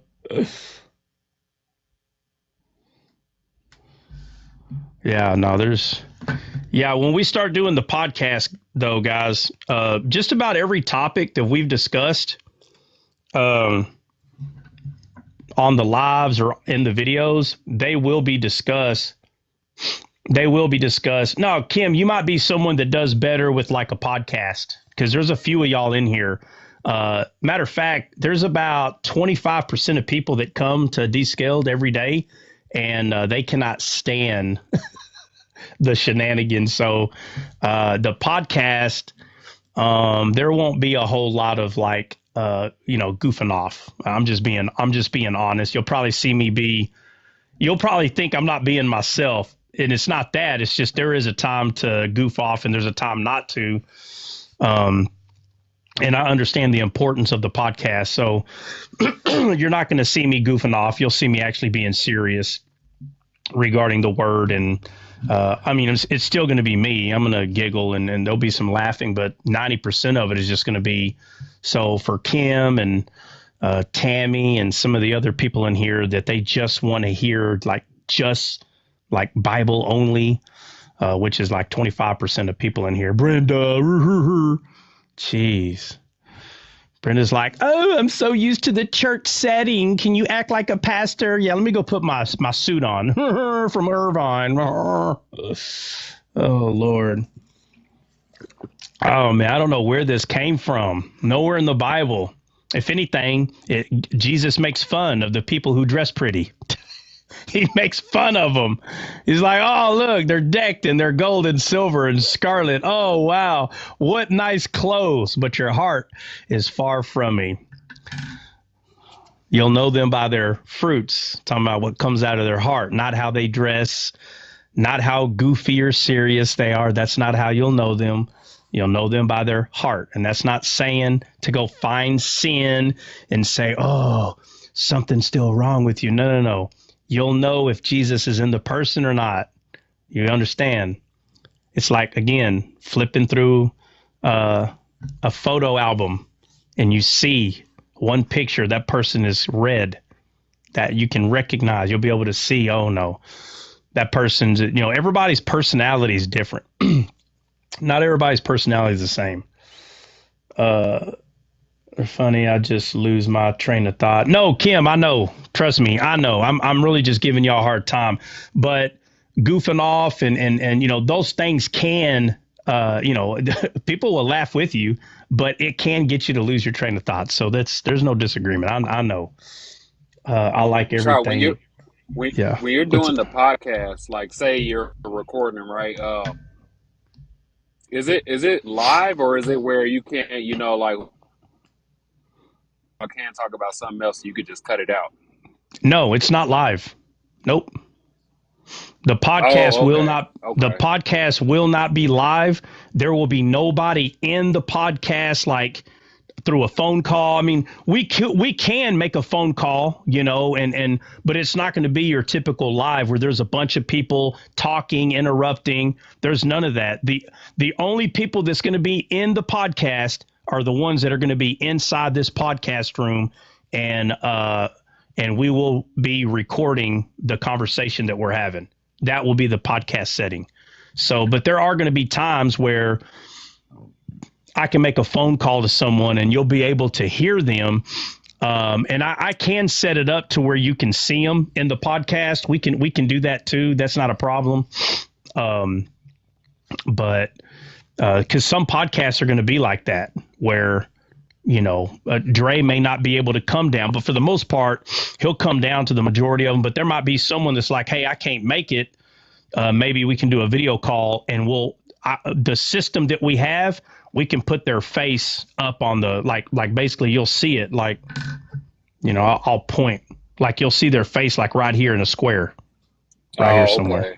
So you'll be able to cut it out and make edits, like just in case, a conversation does go to the side or something, talk about football or whatever. Yeah, no, there will be no football talk. Like that ain't, no, I'm telling you, listen, there's not going to be any editing on these, unless I feel like, okay, I'm not sure why that dude came in. I don't know. Someone can stand up and start screaming something crazy, and I got to throw one of my little chess pieces at him and knock him out and take him to jail. Then I'll cut that out. I'm just saying, like, if somebody starts manifesting on the couch, I'm like, oh my Lord, we'll cast out the demon and we'll move on. Yeah. Okay. Yeah. So, but I'm just saying, for the most part, there's no edit. We're just going over it. It's going to be recorded just like that, and that's it. But again, there's no trails. So like when me and Dre recorded, matter of fact, Dre, you there?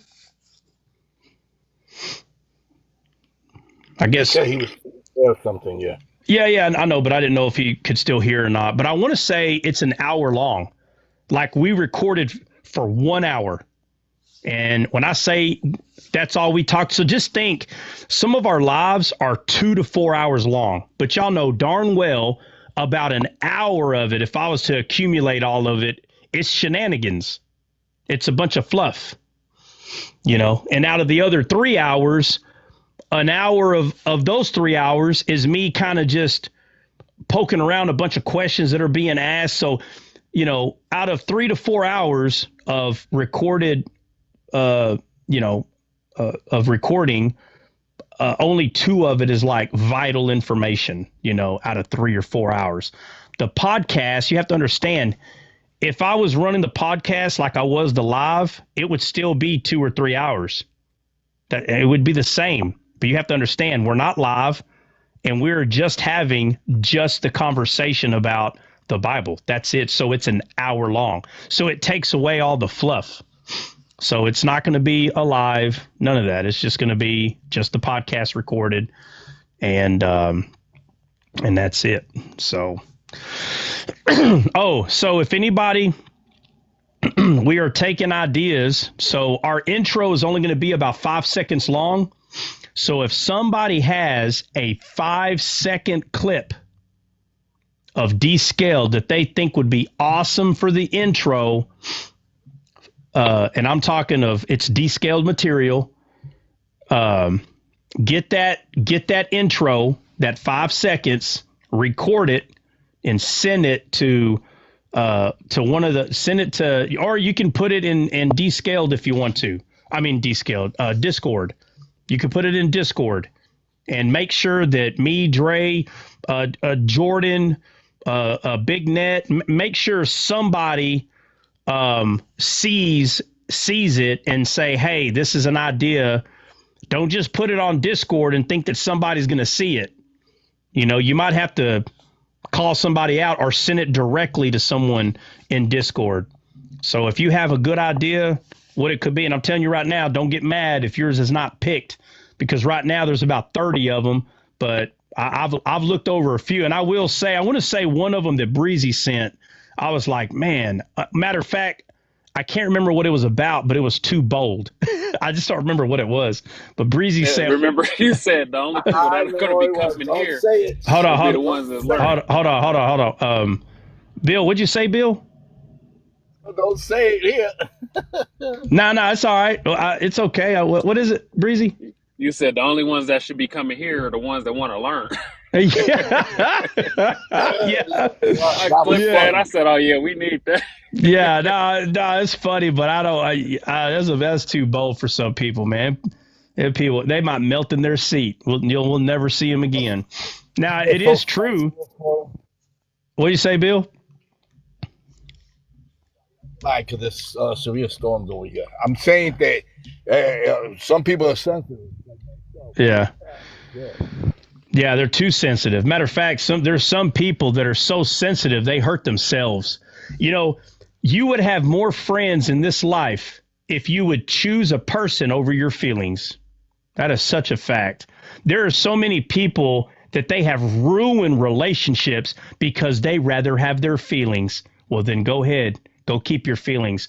But all you're doing is shunning good people that have good intentions, that have a good heart. But instead of you trying to fight to keep a good friend in your life, you would rather your feelings be your friend. And that's a sad place to be. It really is.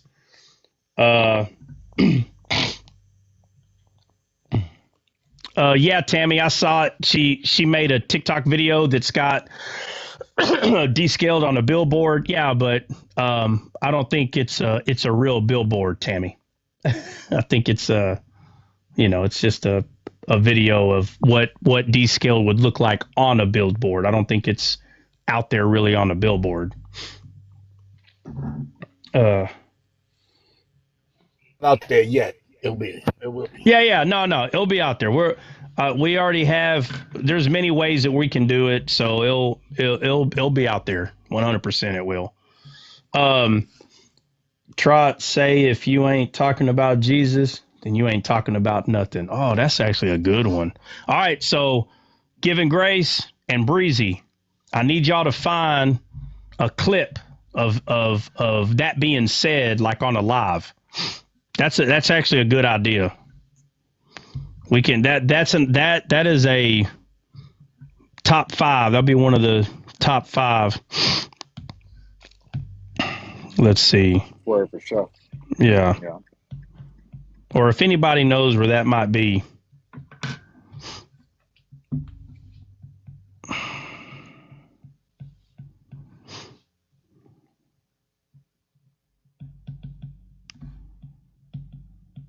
Get a clip of you with one of the shenanigans, like a little clip of a shenanigan.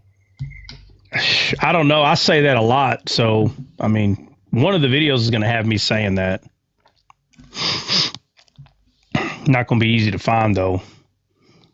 But it has to be, I want it to be from a clip, like it was natural. I don't want to just record it. If you're not talking about Jesus, then you're not. I want it to be a natural clip. Yeah, so, absolutely. Yeah.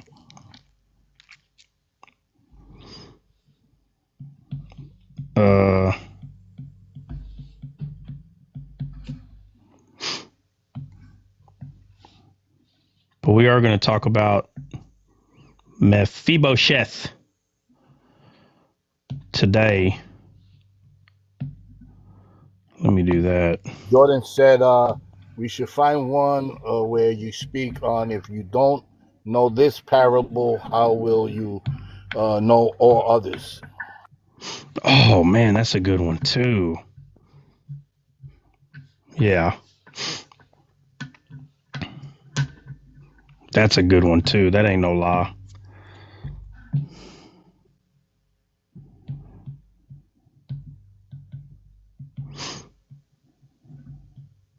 Whoever puts that together, there's going to be some heat on there. There's some stuff that I know you already got. Puts what together? That edit is that intro. No, the intro is going to... No, listen. The intro is only going to be 5 seconds long. That means the quote that we're saying, it's only going to be that one quote. Oh, okay. I thought it was going to be like a mixture of a couple of them. No, well, again, I'm not saying it can't be 2 or 3 sayings, but it's going to be within 5 to 10 seconds. Do you understand what I'm saying? Like the timing of that intro is not going to be long. So if we can, like, for instance, if we got a recording of the quote, if you ain't talking about Jesus, you ain't talking about nothing. And then right after that, another quote. Well, that's still 5 seconds. You get what I'm saying? Like, it's not going to be long. Be like a half a minute, like some intros that they do. Yeah. So me and Dre talked about it, and I don't think it's wrong to make a minute or 2 minute long intro. I don't think it's wrong at all. But the point is, we all know that once that intro is seen, by everybody one or two times, bro, we're done. Nobody wants to see it again. Like, for instance, like Games of Thrones, when that show came out, I thought the show was cool. I get it. Okay. But after I saw the intro 2 or 3 times, I could care less about the intro. I just went straight to the next season. I mean, the next series or, show episode. So yeah, we bypassed it. So even though, and I'm telling you, I really do have an amazing idea, but you have to be able to see it. Like, if I was to put my whole idea out there and make this 2-minute video, it would be amazing, 100%. But the time it's going to take to actually get it down, to get it done, it could hinder us from starting this. So when all the guys come to Texas, we're going to record a lot more episodes for the podcast, and then from there. And I think Sando asked how often. We're thinking once a week. We're thinking once a week we're going to release a podcast. So we have to have at least 4 recorded already. That way we'll have once a week.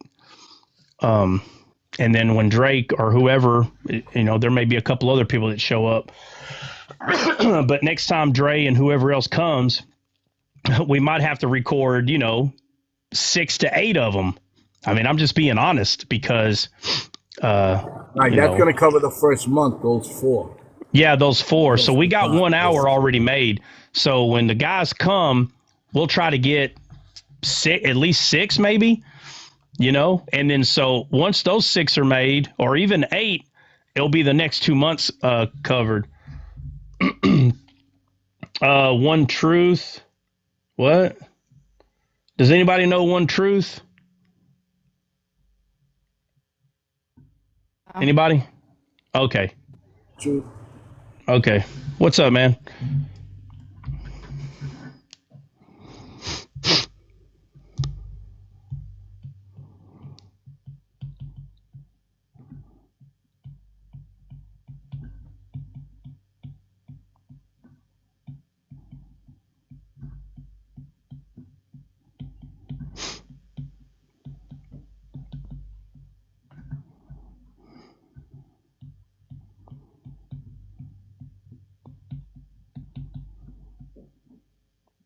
All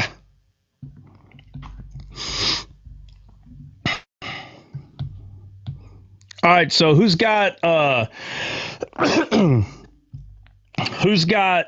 Mephibosheth looked up? Hey, I'm sorry. Excuse me. Oh, hey, what's up, Giving Grace? Hey, how y'all doing? God bless everybody. We're doing amazing. Good. So, quick question. Does it have to be on a billboard itself? The saying, or what?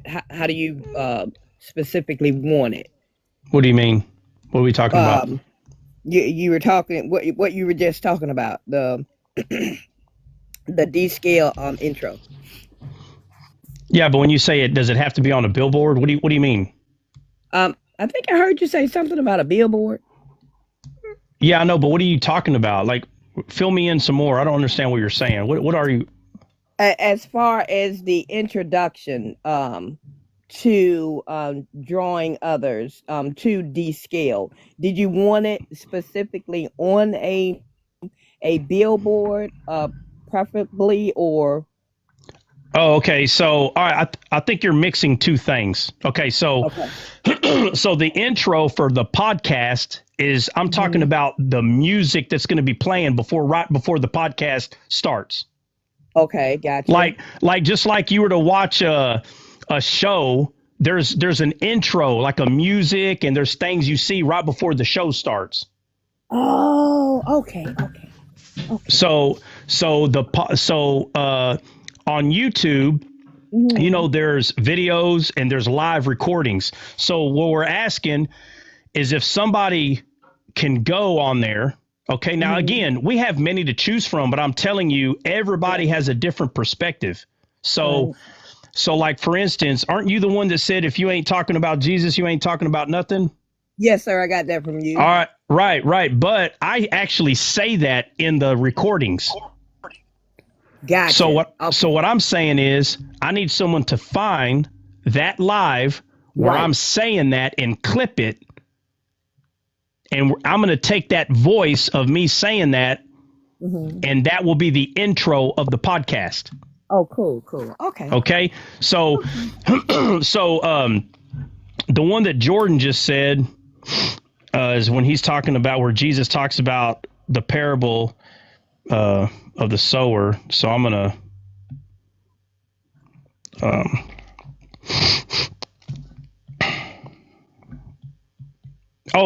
and giving grace, the billboard. When I'm talking about the billboard, I'm talking about we are going to advertise descaled on an electrical billboard somewhere. Oh, an actual, how cool is that? Yeah, a real one, like people walking around and seeing descaled up there. Yeah, we're going to advertise it. Oh, yeah.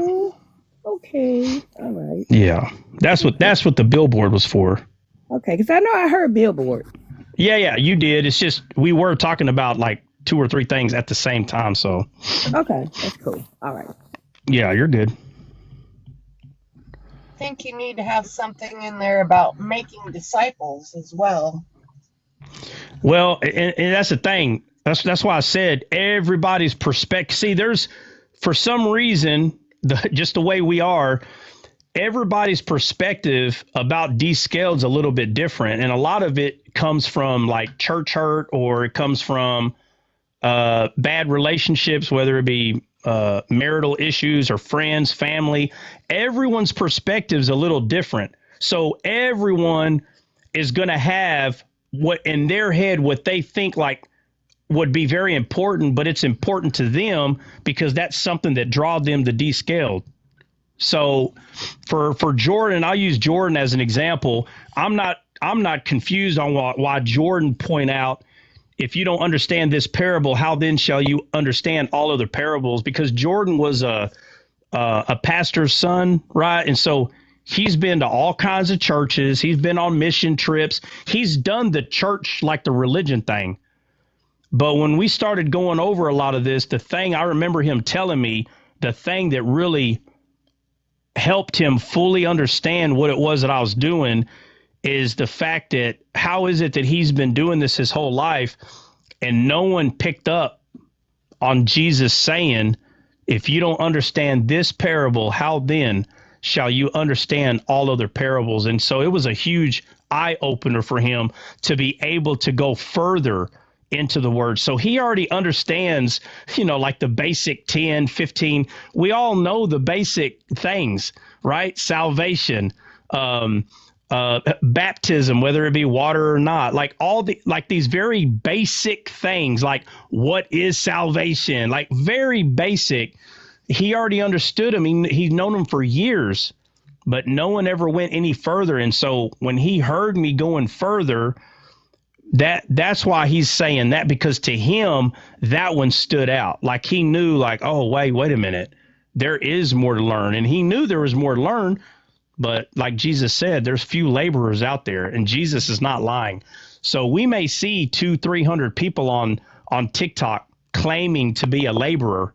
But the truth is, like Jesus went to the fig tree, there's a lot of leaves, but where's the fruit at? And that fruit is talking about Jesus. Where is that at? That fruit is not talking about sin. You'll know them by their sin. That's not what he said. You'll know them by their fruit, but that fruit is talking about Christ. That is not saying to look for 2 kinds of fruits. We're only looking for the heart, just like Jesus. That's all we're looking for. And so if we don't find fruit on the tree, Jesus has not been there. Because if Jesus had been there, that bough, that branch, that limb that is grafted into Jesus would be bountiful of his fruit. And for some reason, this concept is still not clicking in Christians today. It's not. These people are looking for sin. They're looking for something bad. Something is wrong with you when you think that you'll know them by their fruit. It's talking about only looking for sinful people. And they'll fight for it because they believed it so long that that's what this is talking about. Jesus is saying he's looking for himself. That's why when he had the conversation with the scribes and the Pharisees, he says, Satan is your father. He's saying, because I don't know you. If you don't know me, clearly I don't know you. It's such an easy concept if you think about it, what he's saying. But because this has been taught wrong for decades, everybody is running. They're running with it. That the phrase, you'll know them by their fruit, is talking about when someone's being bad and someone's being, Jesus, God himself only looks for Jesus. That's the first fruits.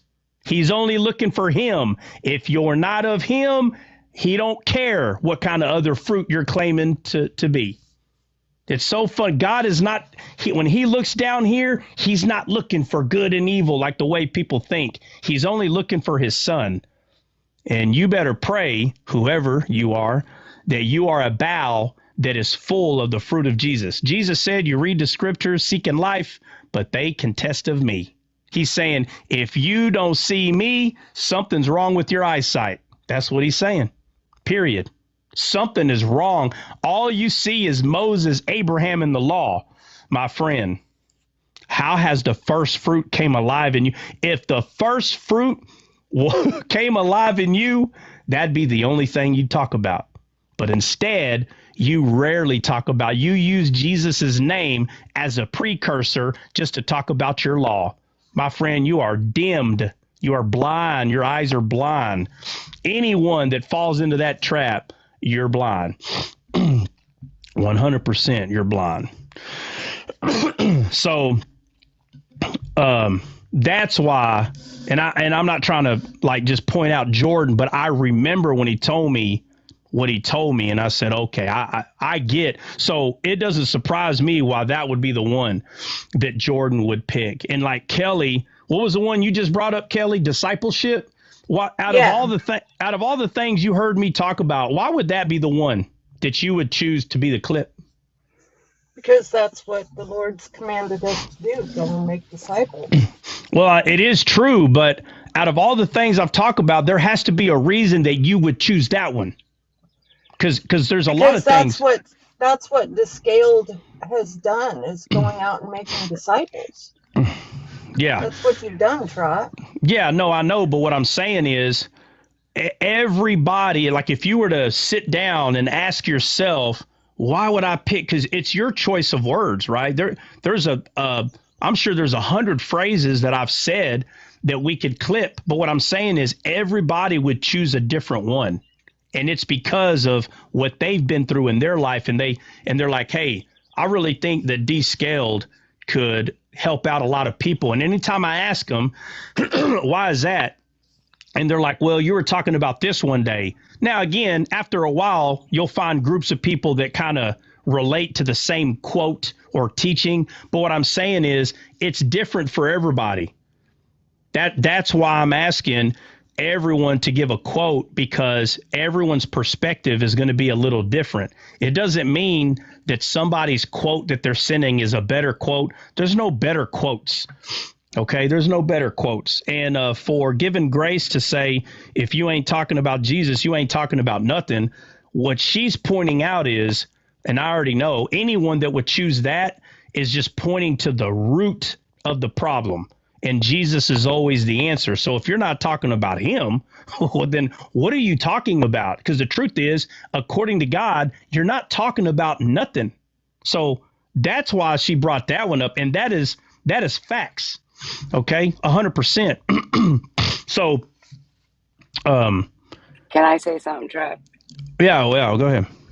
Yeah, I put the same thing in the chat because before being discipled, I was a convert. But once I became committed to being discipled, I learned who I am and who God is. What did you put in the chat? Making disciples. Oh, okay. The need for discipleship. Only a disciple can make a disciple. There's too many converts. Yeah. I think, we got at least about 15, maybe, or 20. And we're just going to pick. And again, like I said, it doesn't mean we can't put 2 or 3 together and make a quick. Of course we can. But we're going to start with just one, and then we might add 1 or 2 more in there. But I'm telling you, it's going to be pretty short. It's going to be 5 to 10 seconds long. And honestly, it's going to be more 4 to 8 seconds long, if you want me to be completely honest. But it's going to be something that's already a descaled sound. It's something that is 100% descaled. The saying is,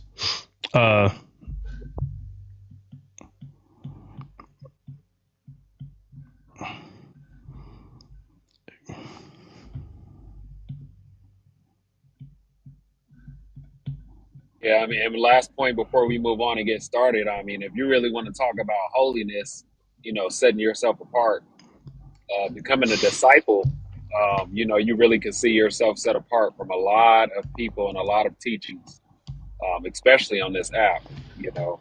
So I think that is a good idea, that discipleship part. Yeah, no, it is. It's 100% very important, right? Like if Descaled had a motto, which we will have one eventually, because it could be anything. But if we had a motto, it 100% would be "Go ye and make disciples." I mean, that would be pretty much the motto. Like, not even kidding. If Descaled had a motto, and it doesn't mean that we can't use that in the podcast. I mean, we can use that in the motto. But like I said, it's only going to be 4 to 8. A mission statement. Yeah, a mission statement would be a little bit longer though, right? But the motto would be "Go and make disciples." That'd be the motto, right? The whole point. But a mission statement would probably be a sentence or 2, and that in the mission statement, it would pretty much be everything we just discussed, but it would be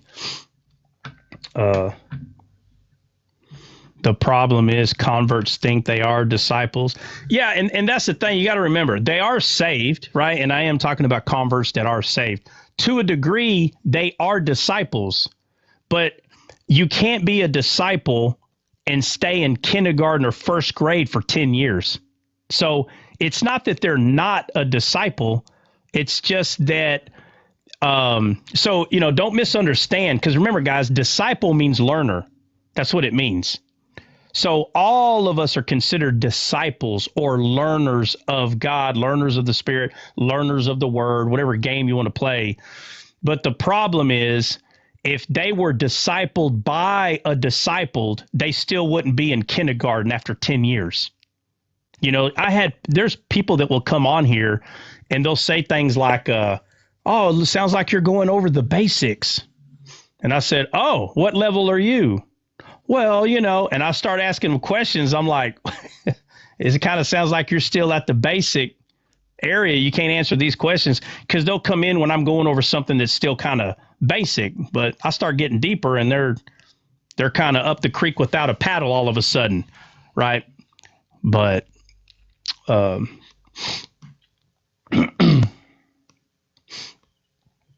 Chicky, what'd you say? I like the one you said, Jesus said, "Go make disciples." So why aren't we doing that? Yeah. And I am talking to people that, are claiming that they're disciples, but yet they're not really making them. Just because you get someone to raise the right hand and solemnly swear their life to Jesus, I'm not saying they're not a disciple. What I am saying is, usually converts just go around, quote unquote, saving souls. Well, first of all, that's what we're supposed to do.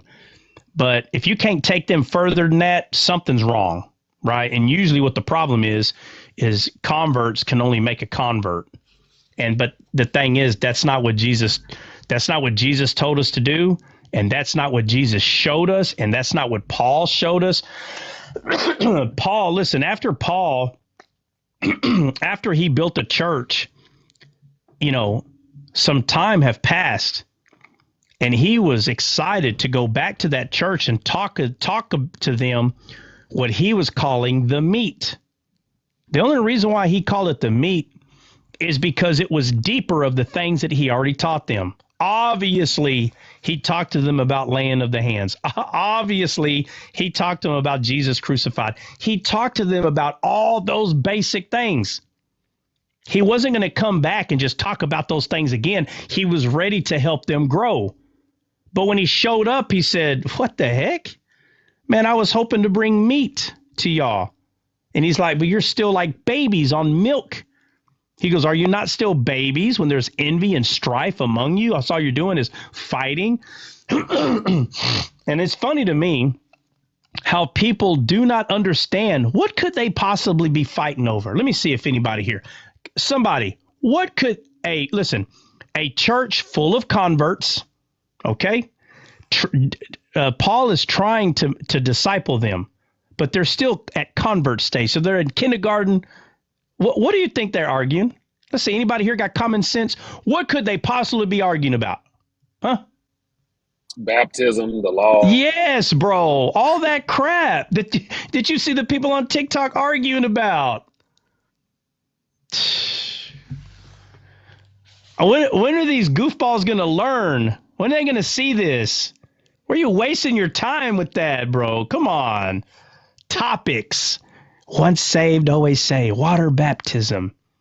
Trinity. Oneness. What the heck? What are you doing? I'm telling you right now, these people's problem, they're still carnal and they don't see it that way. But I am telling you, that's the problem. They were converted over by a convert. They were not truly discipled. They were not. I don't give a crap what they say. No, you weren't. No. If you were, you would be discipleship hungry. You would be focused on not just the milk, but the meat as well. The meat is not you understanding other, like, if you go study Catholic doctrine, the Baptist people, the Pentecostal people, if you go study their doctrine, you know how to talk about their doctrine up, down, left, and right, what year it started. That's not the meat of the gospel. That ain't got nothing to do with the gospel. Just because you've wasted 5 years of your life learning other religions, you've wasted that time. You're not getting that time back. God will use it so you can help somebody understand that junk, point out the falsify. I get it, but you're limiting God.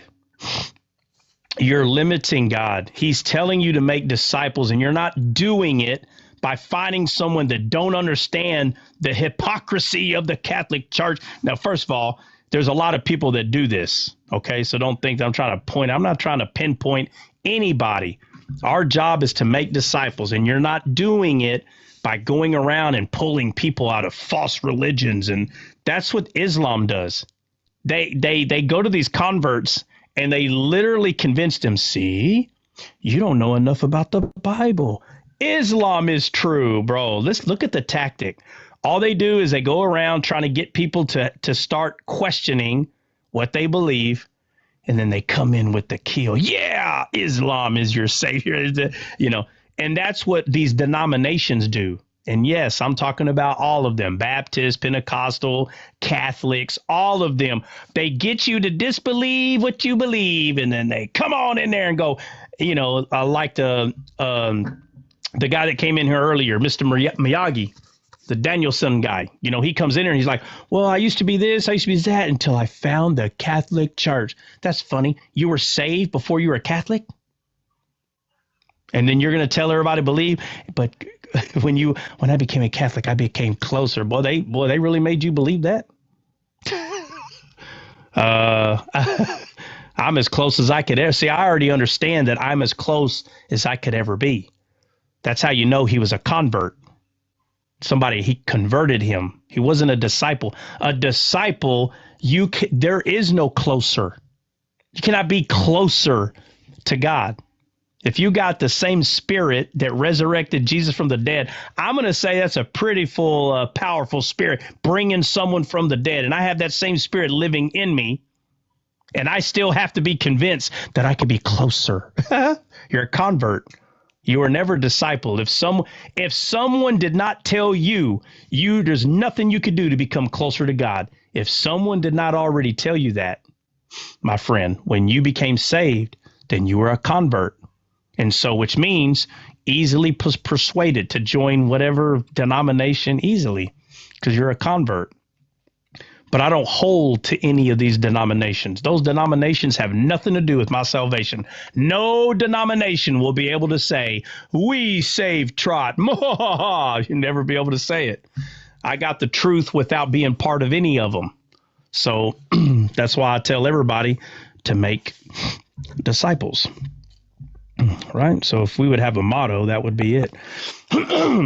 Our motto would not be, if you're not part of the palm tree clan, you cannot be saved. If you don't have a palm tree by your name, you cannot be saved. No, that's just a picture of the show. The show's called Descaled. It's just an emblem, picture of the show. It has nothing to do with anything else. It just coincidental, just happened to be a palm tree because there are palm trees in the temple. Real simple. And I think people are so scared of like cults and stuff. They're like, oh, they worship trees over there. It's like, I don't have a palm tree in my house. No, I got 200 trees on my property, not one palm tree. You would figure if somebody worshiped palm trees, they'd have palm trees everywhere. Nope, I got more crosses in my house than I do palm. There's not one. If there is a palm tree somewhere in my house, I didn't put it there. It might have been maybe hooked up to a picture of something we bought. It's here accidentally because I don't know about it. I have more crosses in my house than palm trees. Palm tree is just a logo for Descaled. That's it. That's all it is. That's it.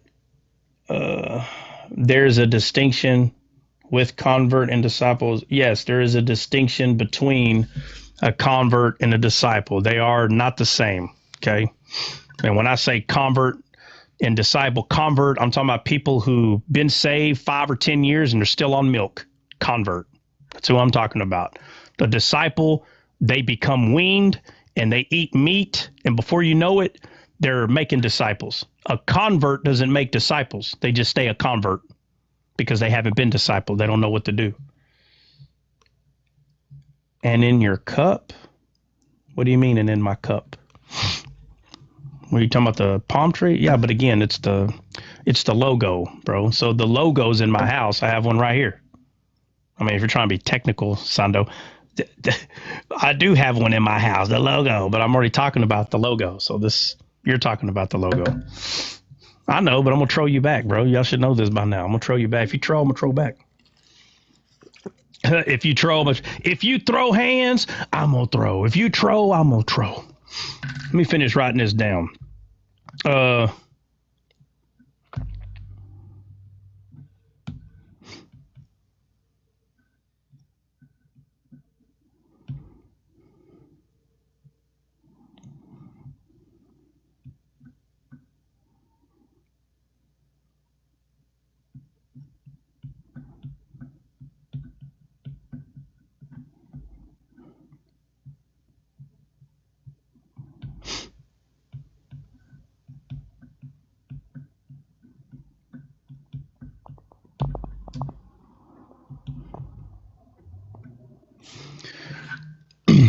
All right.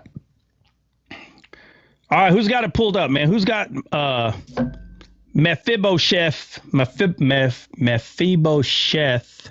pulled up? I do. All right. So let's go. Let's read a little bit.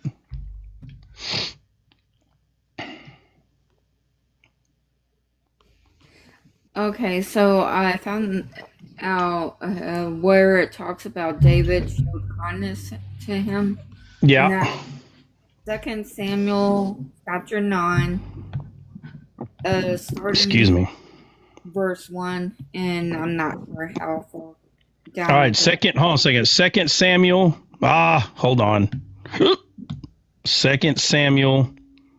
You say chapter 1? 9. Oh, sorry, chapter 9. What verse? Starting at 1 or what? 1, yeah.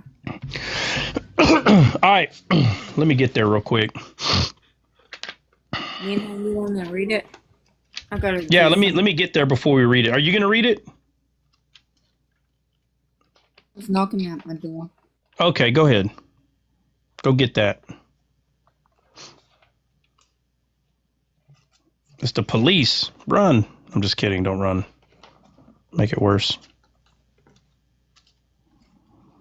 2 Samuel 9.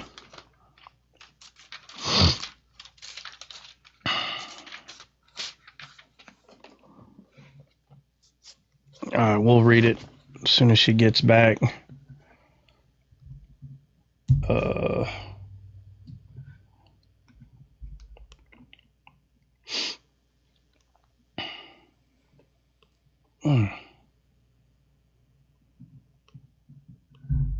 All right. Anybody got anything before we start reading 2 Samuel chapter 9?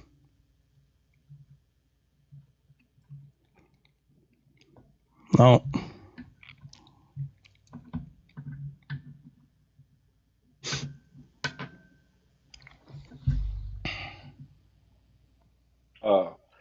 Let me start giving you some of these definitions and the meanings for these names before she starts reading. All right. Jonathan means Jehovah has given. All right, hold on. Let me write them down.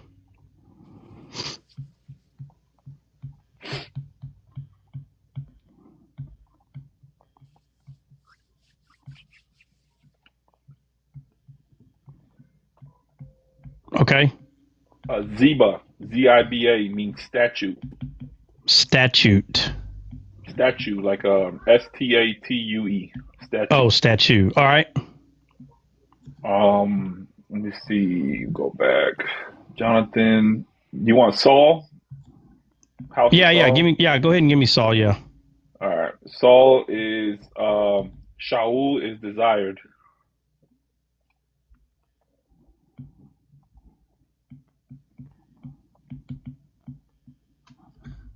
All right.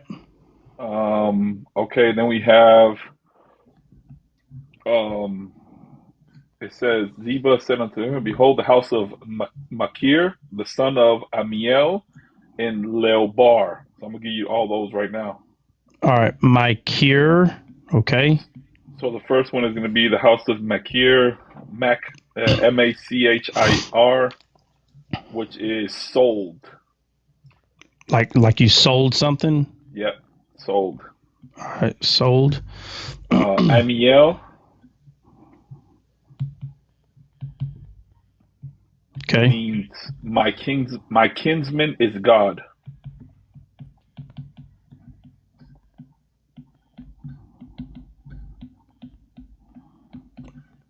All right.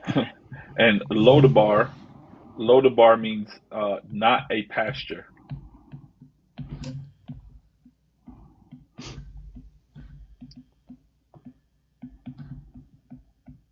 All right. Let me see. Where am I at? Lame on his feet. Makir. Where is the boy's name? Oh, there it is. Mephibosheth means it's like the idol. Mephibosheth means exterminating the idol. I thought it was some kind of there it is. Dispeller of shame is another word for it. Dispeller of shame.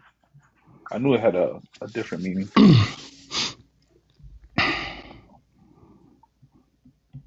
Let's just put both.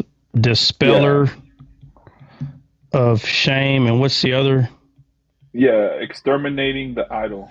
Because Mephibosheth is two words, so the two words combined is dispeller of shame, i.e. Baal. Yeah, would you say exterminator of what idol? Exterminating the idol. Oh, exterminating. Yeah. Well, because there's two Mephibosheth, right? So the son, so the Mephibosheth, son of Saul, is the one that means like I don't know. Then the other one, because the son of Jonathan, the grandson of Saul, is also Mephibosheth, but they also call him Meribal, which is where you get the dispeller of shame, or i.e. Baal. Yeah. Or Baal, however you want to say it.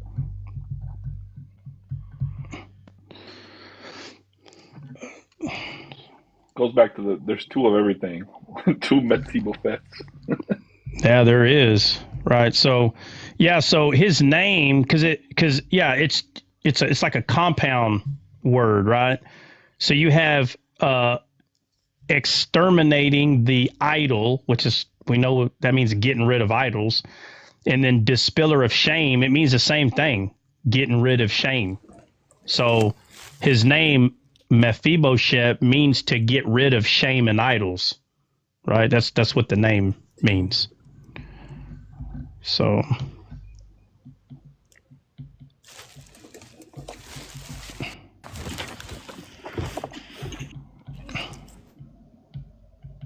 So I think that's all the main names. I'm sure there's gonna be more we're gonna look up, but when she's back, she can get to reading. Yeah. I'm back just to listen. All right. You good to go? Can you read? All right. Dre, she's going to read 2 Samuel chapter 9, because you were the one talking about this. Is that what you wanted her to read? In general, like the gospel story in there, because.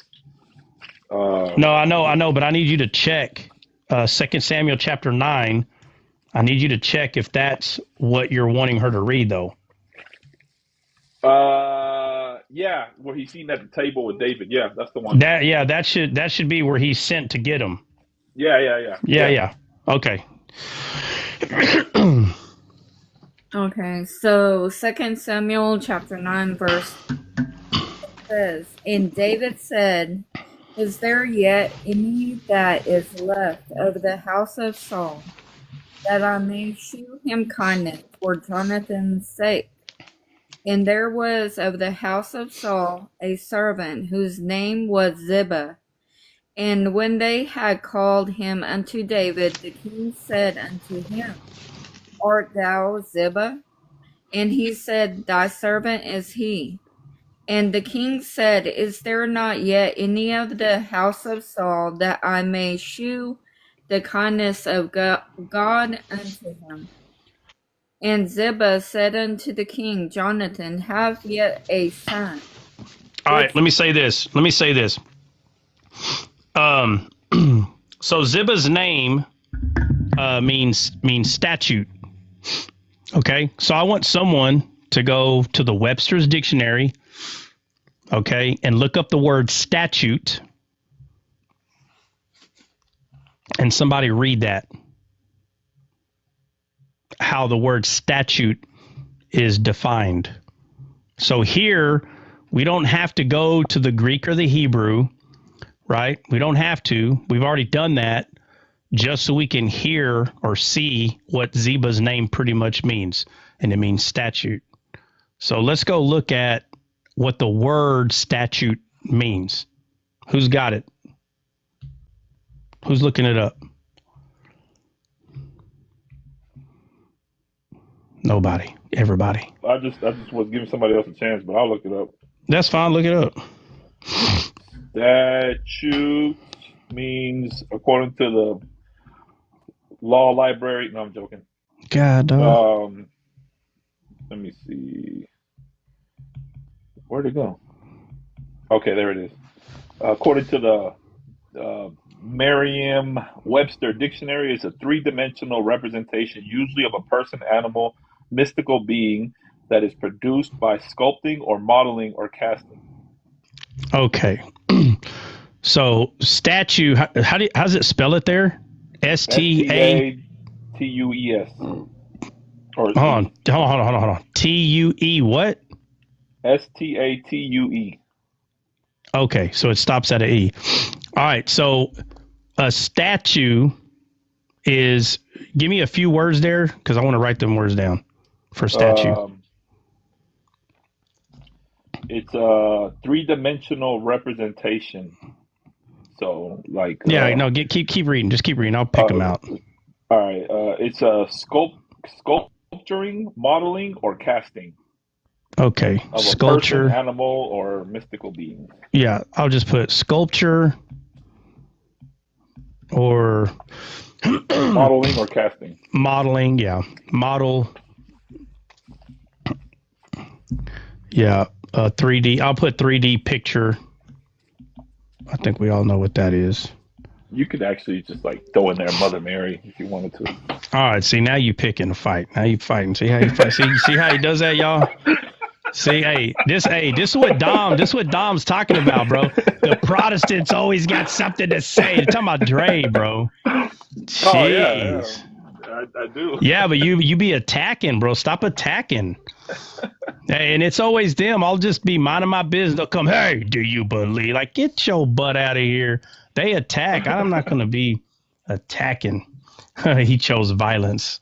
Heck yeah. All right. So Ziba's name means statue. And I think we all know the explanation of a statue, like a 3D picture of something, a mold, a sculpture. So David goes to a man named Ziba, whose name means statue. What happened? No, I was trying to get your attention because you said statute. So I found that one, but you said... Yeah, no, I thought Dre said statute, but he didn't. He said statue. So that's why you heard me say statute, So because I thought that's what... for that one. No. Okay. We're not. Yeah, but that's why we go over it, because I'm telling you, I thought Dre said statute. Yeah. But he didn't. He said statue. So that's my fault. I heard wrong. But that's why we go over it.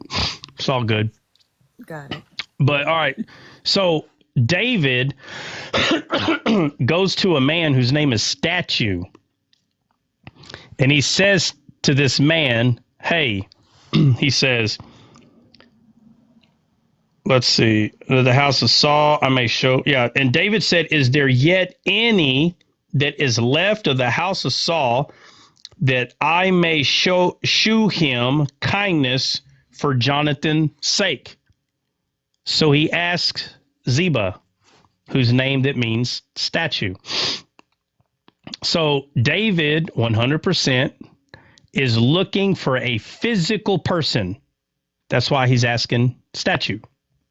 Hey, is there any left? So the black letters on a white page, not only is David real, he's actually asking a real man, but it's just funny to me how the Bible plays itself out, that this man's name is statue, and he's asking, is there anyone that I can show kindness to?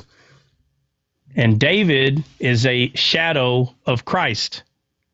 And he's looking, who can I show kindness to? And it's a physical person.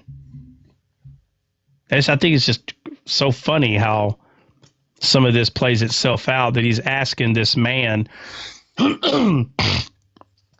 statue, if he can find him, he wants to show him kindness for Jonathan's sake. And there was of the house of Saul a servant. So this is Saul's servant.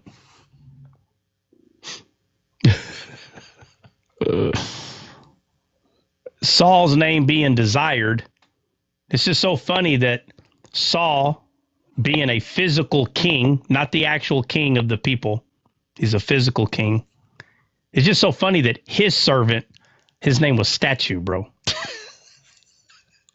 Not like Gideon. Gideon had a servant, his name was foliage. Gideon's servant's name was life. That was his name, bro. And Saul, the man that the people chose, his servant represented a graven image.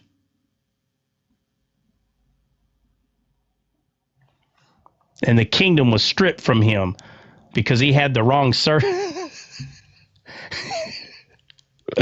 He had the wrong servant. He probably should have had a better servant. Matter of fact, he probably should have looked and said, I need a servant of that of Eleazar or a servant of that of Gideon's servant. Who here could serve me like this man? No, his servant's name means statue.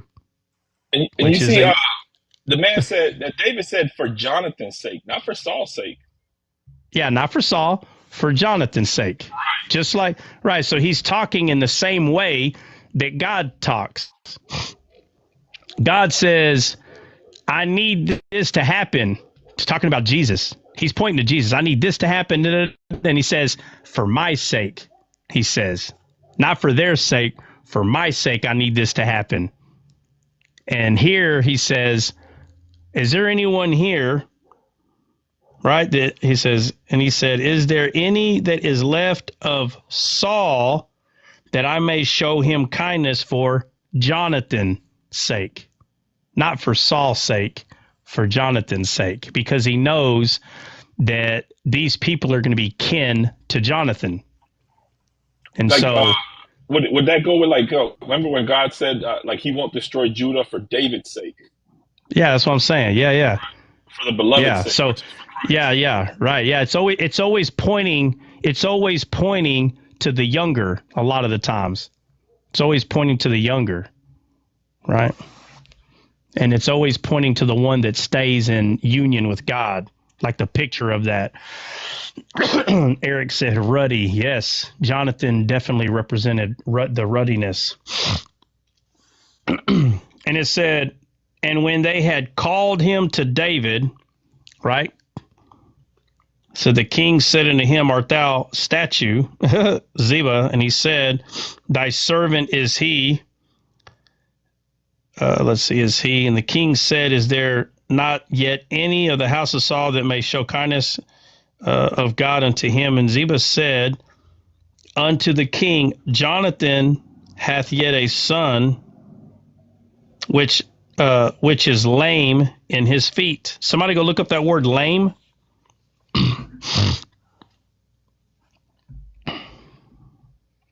Somebody? Anybody? Dom. Oh, sorry, not Dom. Oh, stop it. Nah, it's 5223 Nake, which means stricken or smitten. Okay. Dejected, contrite, lame.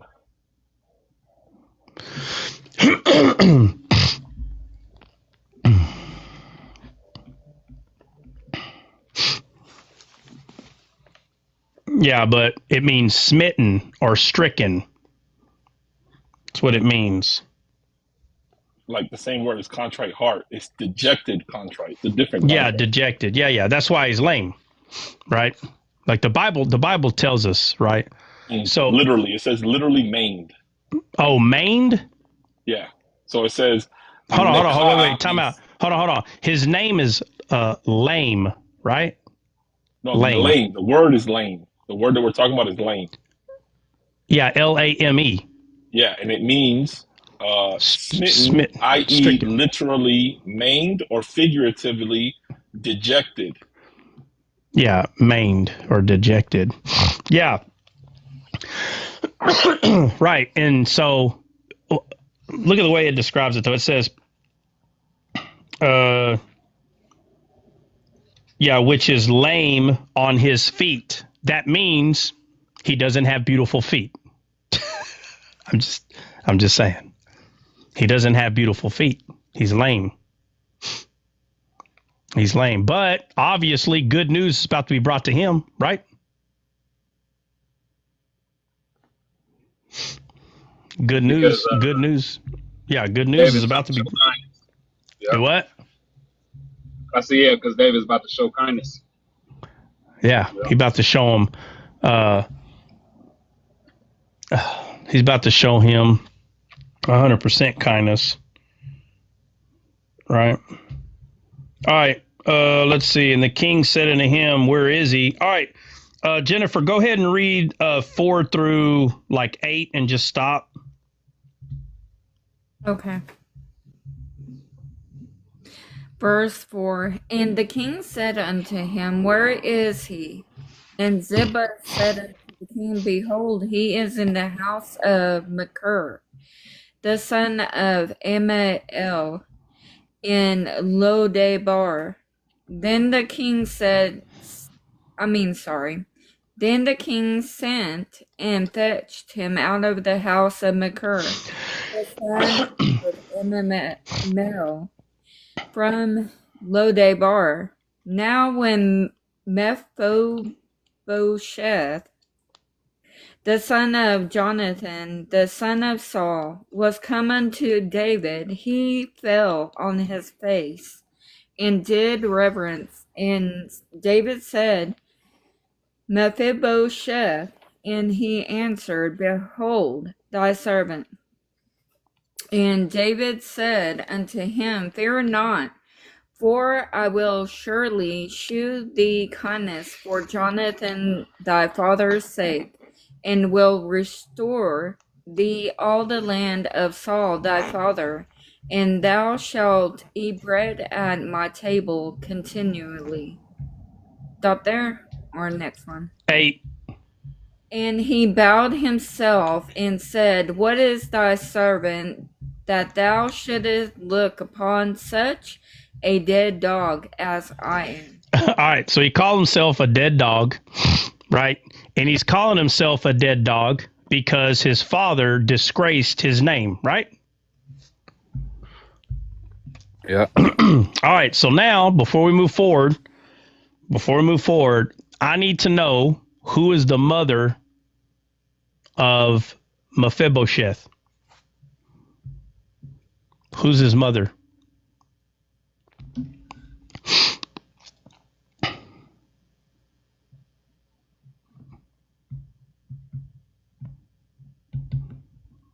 Anybody? I need somebody on that. It's Rispa. I'm looking for the verse now to prove it, but I think it's Rispa. Yeah, let's. No, Rispa's the mother of the other one. Oh, okay. Yeah, so Jonathan, so somebody just find out, who did Jonathan have Mephibosheth with? Jonathan, make sure you're talking about Jonathan's son, not Saul. All right, while y'all are looking for that, I need at least 2 of y'all on that, and I'll go over this again. But let's look at these names real quick. So it says, this is 2 Samuel 9, chapter 4. It says, And the king said unto him, Where is he? Talking about Mephibosheth. And Ziba said, Behold, he is in the house of Machir. So I'm going to write it down right here, which is sold. I'm going to put all these together. Let's do it like this.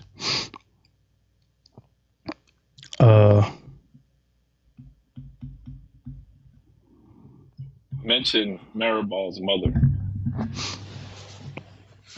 Meribal? Yeah, that's the Mephibosheth that you're looking for. So the son of Jonathan, Mephibosheth, Meribal, aka Meribal, his mother is not mentioned anywhere in biblical account. Yeah, well, I remember studying this years ago, and there are people that believe that his mother could have been a stranger or concubine or a Gentile or something in that nature. Because, you know, they rarely mention the women like all the time. But like if the women are like in the godly area, bro, they'll mention them. You know, like Jacob's wife, you know, Leah and Rachel. And even though he laid with the concubines, they name Leah and Rachel. But then we get here and Mephibosheth, he calls himself a dog. Right? Which is someone who's very familiar with scripture. No Jewish person would call themselves a dog unless they were, and they knew it. Which right. Jews are not going to call themselves that. So not only did King Saul disgrace his whole family by having the kingdom stripped away,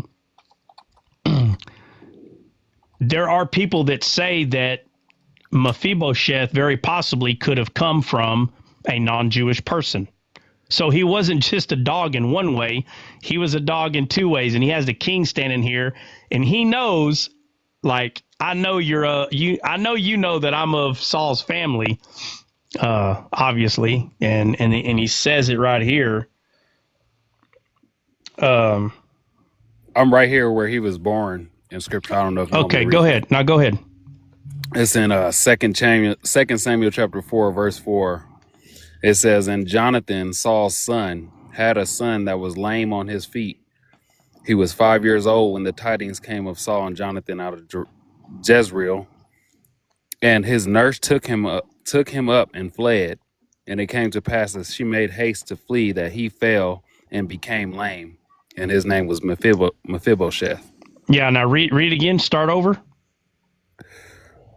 And Jonathan, Saul's son, had a son that was lame on his feet." All right. So this is obviously pointing out that when the father saw that his kid was lame, the maiden tried to run off. And what does it say happened? Says he was 5 years old when the tidings came of Saul and Jonathan out of Jezreel. And his nurse took him up and fled. And it came to pass as she made haste to flee that he fell and became lame. And his name was Mephibosheth. He fell and became lame? Yeah, he became lame. Yeah. He wasn't born lame, bro. He became lame. Okay. Because for a minute there, it sounded like that he was born that Jonathan. Way. I just making sure because it sounds like that Jonathan saw that he was born lame and he ran off. No. What happened was that's the time when Saul and Jonathan were unalived, and when the news came back, she ran with the boy at 5 years old because they were usually unalived the whole lineage of the king. Yeah. She's running with him. He fell and he became lame. He became lame because he fell. Yeah. All right. So. All right. You know, and it's funny. It's funny. I mean, and I don't mean haha funny, but it is kind of funny that as soon as his father and his grandfather became unalived, he's disgraced. Back then, it was way worse than it is today. You disgrace your name back then. I mean, bro, everybody treats you like that. Like that's it. So, but in this case, the kingdom left the family, and he becomes lame because of it. It's such a strong meaning in the entire Bible, where this event occurs in your family, and you become lame because of it. It's kind of like after Adam's fall. If you don't know, we all became lame because of his fall, right after his fall. Because he fell, we fell. You see it? King Saul and Jonathan fell, he fell. You see it or not? Oh yeah. Absolutely. Yeah, so now he's born lame. Now, not out of the womb, but saying as he's growing older, he had to deal with him being lame. He dealt with it his whole life because he was a baby when it happened. So here comes shadow of Christ and redeems the lame. Just like the Bible said that the Messiah would do, that the lame will walk. Right? But it's always in a way that's unexpected. Yeah. If I could add a little extra context for everybody listening. Jonathan, and some of y'all probably already read this, but Jonathan, as David was coming up, it says in the scriptures that Jonathan loved David as his own soul. And he, when Saul planned to unalive David, he stepped in for him. And he pretty much, was taken up for David. He loved David, so obviously now, David is showing kindness to his son because of how Jonathan was treating him when David was coming up, and this is all in 1 Samuel. If anybody want to check it out, I think it's like 15, 16 around there. Yeah. He loved them. That's why you get some of these crazies out here that'll say that they had a rainbow relationship. That's why they try to pull this crap from, which is nothing to do with that at all. Not even close. Now that, hold on, let me say this. Now that is twisting scripture. That 100%. You know, it's funny. We talk about things and like, well, it doesn't say that. I don't care if it says it the way you want it to say it. But this right here 100% points out that the king and Jonathan fell. And it's just a coincidence that you see this similar thing. Now he becomes lame. He does, because they fell. That's not making the Bible. That's not twisting nothing. That's what it says. But to take Jonathan and David's relationship and tell them that they were part of the first ABC community, you done lost your freaking mind. That's not what it's talking about. Not talking about none of that. That is twisting scripture, and that's very scary. All right, go ahead, Trey. And on top of that, it says he loved him as he loved his own soul. So in other words, he loved him like he loved himself. You know, like, yeah, but listen, yeah, I know, but when you're rainbow minded, okay, that's like past being carnally minded. Okay, you got carnally minded, you got rainbow minded. Rainbow minded is a reprobate, like you're starting to get to reprobate. You understand?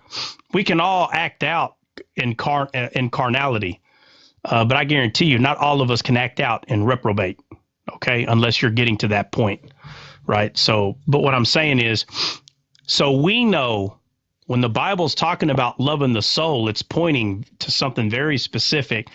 But when you're rainbow minded, you think the word love is, again, when they see the word love, they see it red, just like we see it red.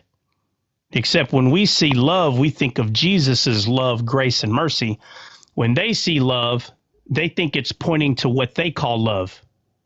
Their belly is their God. So when they say love is love, is love, is love, love is love, is love, what they're saying is love is feelings and feelings and feelings. That's not what love is. Love is an action. It's not a feeling. You don't feel love. There's Christians that hate this, converts. They hate it. They hate when you say that you cannot feel love. They freaking hate it. They've been worshiping their belly for all these years. And when you tell them that just because you got a goosebump in church doesn't mean it's God moving and doing all. So God only moves in a brick and mortar building. That's the dumbest junk I ever heard in my life. You're getting your feelings all worked up. You go into that building and you just feel, I feel everything, my friend. Convert. You're a convert. You're still a baby in Christ. Are you saved? Yeah, you could. You could be saved, but you still haven't learned the difference between your flesh ruling as God and God ruling as God. You still have not learned the difference. I feel the Spirit. I feel him. He's here. How funny. Islam, they feel him too.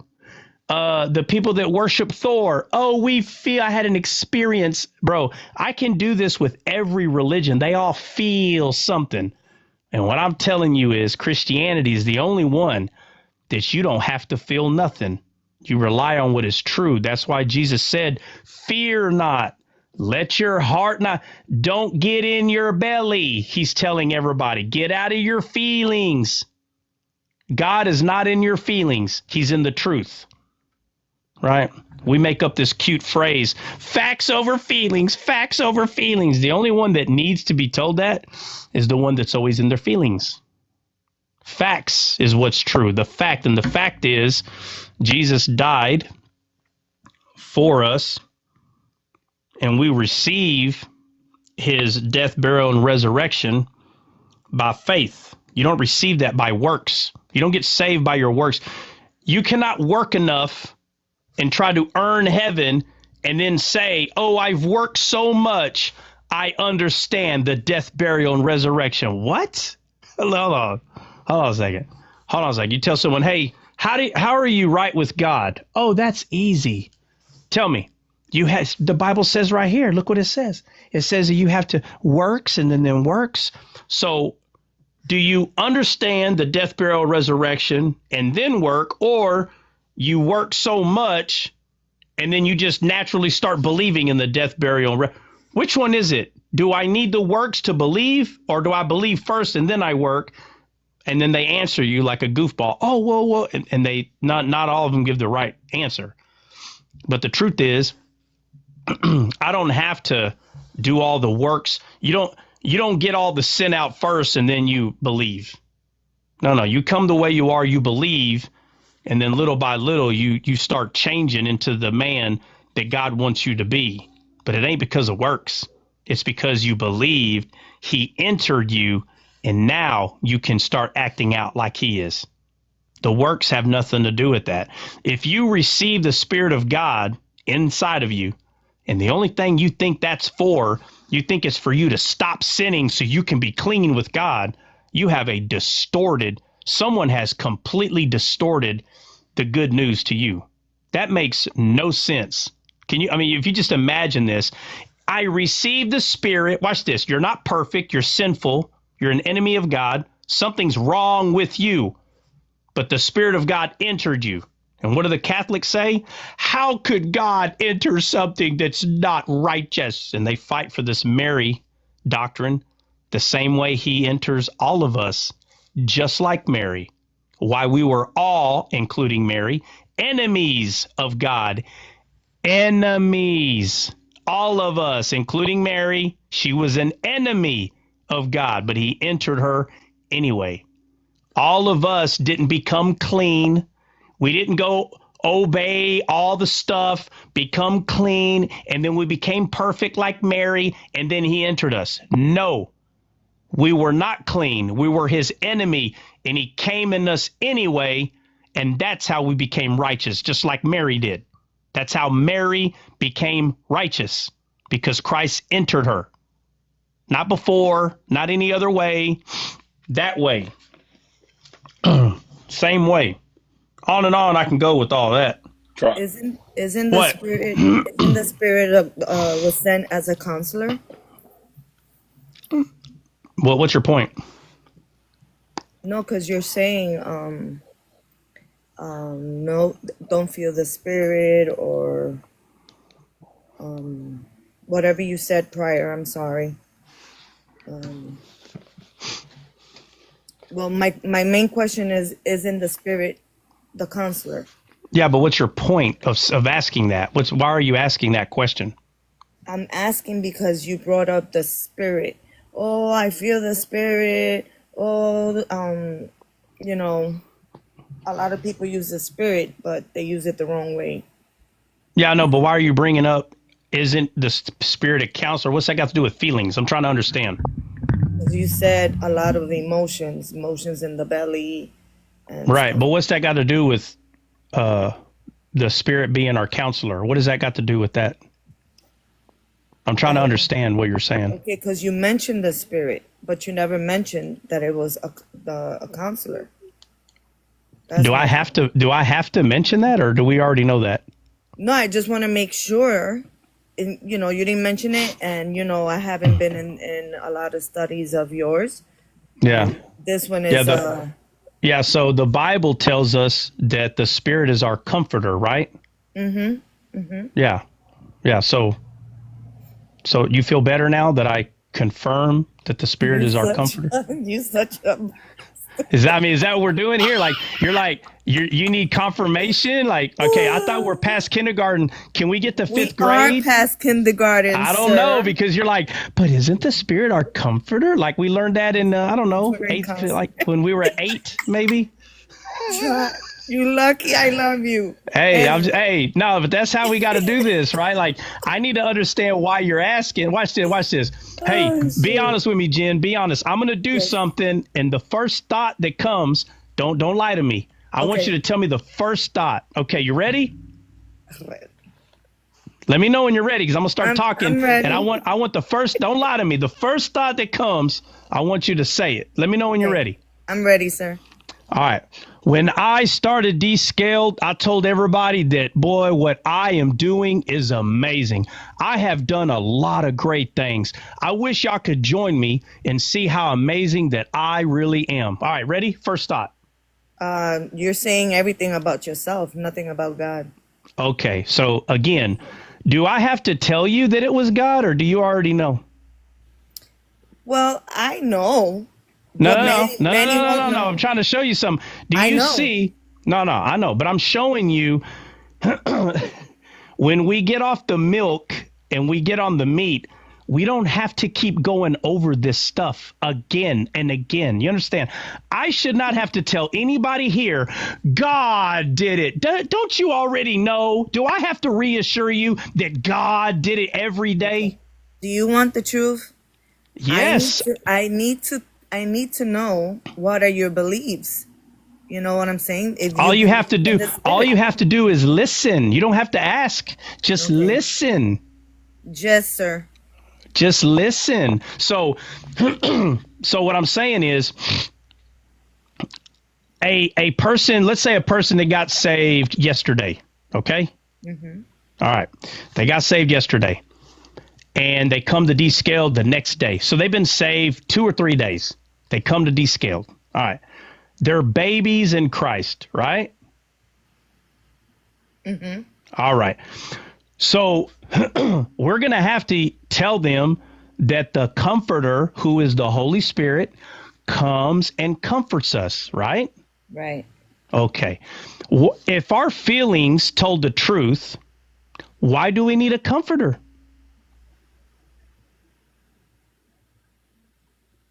Huh?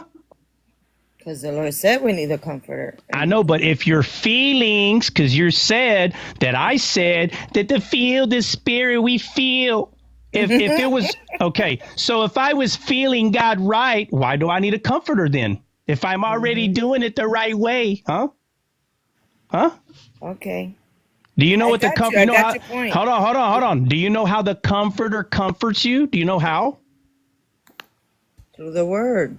No, but how? So let me show you. Is this what it does? Watch this. Everything is bad, and the Comforter comes.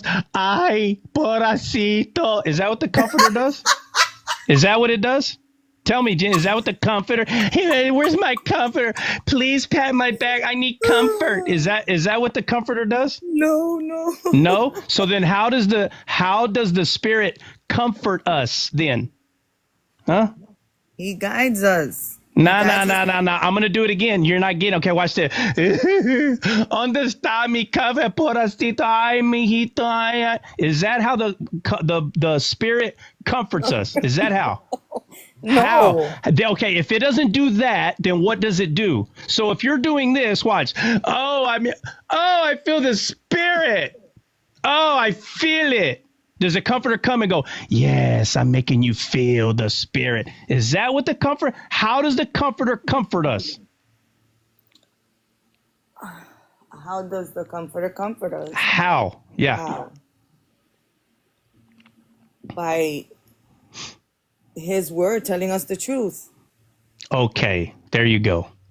The Comforter comforts us with truth. So when you fall apart, like a $2 suitcase, and you're like, it's so hard. The Spirit of truth, the Comforter says, fear not. Let your heart not be troubled. Okay. Count it all joy, right? Yes, sir. Okay, so that's how it comforts us, because it tells us that your feelings are lying. It's a lie. Okay. Don't worry about how your feelings are lying to you. Okay? Gotcha. All right, let's see. Life before Adam. Let's see. Life before. Yes, you can feel God. No, you can't. I don't know who lied to you about that. Your flesh doesn't feel God. I will admit that at times in your life, your physical body can at times have a reaction when God is truly doing something in your life. But if your life every day is about feeling God, my friend, you are being led astray. So whoever lied to you about that, life before Adam, if you're waiting for, you don't have any feelings. No, I have rational feelings. So life before Adam, clearly, you are not understanding what I'm saying. That no one said anything about not having feelings, my friend. Emotions are a gift. Irrational emotions are not a gift from God.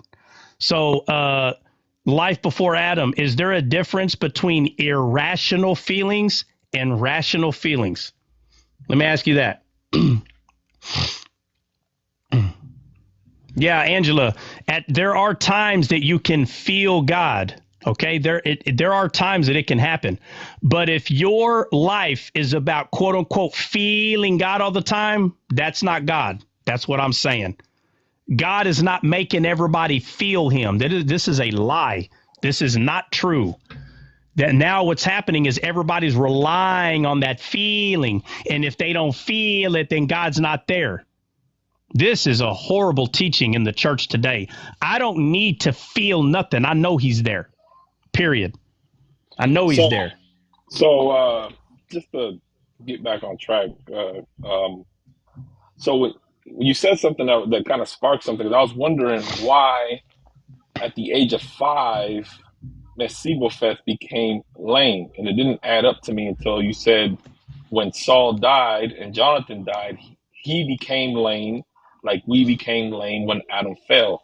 So Yeah. the age of 5 there has nothing to do with it being a grace that he became lame, but rather he needed grace at that point. Yeah. So again, let me say this. So when it comes to numbers, when it comes to any picture or shadow, the context of the story will show you. You will be able to rightly divide how the number, the picture, the mountain, the whatever. God was so amazing when he did this that if you slow down and pay attention to context, you will see how to use these numbers and what direction that. So when he became lame, matter of fact, let's go back to the 5. Let's go back. Oh, okay. My bad, Dre. My bad. My bad. Go ahead, bro. Oh, it's good now. I think I was gonna make that point, but you kind of made sorry. it for me. This guy's like, let me say this. Lord, I need your comfort. All right, go ahead. It was in Samuel. What was it? Breezy was reading that actually. That was in 4, right? 2 Samuel 4 somewhere. Okay, 4 verse 4. 4. Yeah, it says Saul's son had a son, and his I'm sorry. Let me go back. It's where is it? Yeah, it is 4:4. And Jonathan's son, Saul's son, had a son that was lame of his feet. He was 5 years old when the tidings came of Saul and Jonathan out of Jezreel. All right, who was? Hold on. Who was 5 years old? The boy. The boy. Right. Yeah. He was 5. Okay. So it says Jonathan out of Jezreel, and his nurse took him up and fled. And it came to pass, as she made haste to flee, that he fell and became lame, and his name was Mephibosheth. Yeah. Yeah, it's not a coincidence. When he was 5 years old, he became lame. It's not. I'm sorry. It's just not. But that number 5 was representing that it's not his fault that he became lame. So he needed the grace of God. God was going to show his grace through him. However you want to word it, it's just not a coincidence. It's not. Okay. But it's not that he was already like the grace of God. No, that he was going to get the grace of God because his fall was not his fault, which is representing us. We receive the grace of God because Adam fell, and because of Adam's fall, we fell through his fall, which happened here with Mephibosheth. Same thing. So that's why he received the grace of God, because his fall was not his fault. He's not but let me ask you this. Was he not lame though?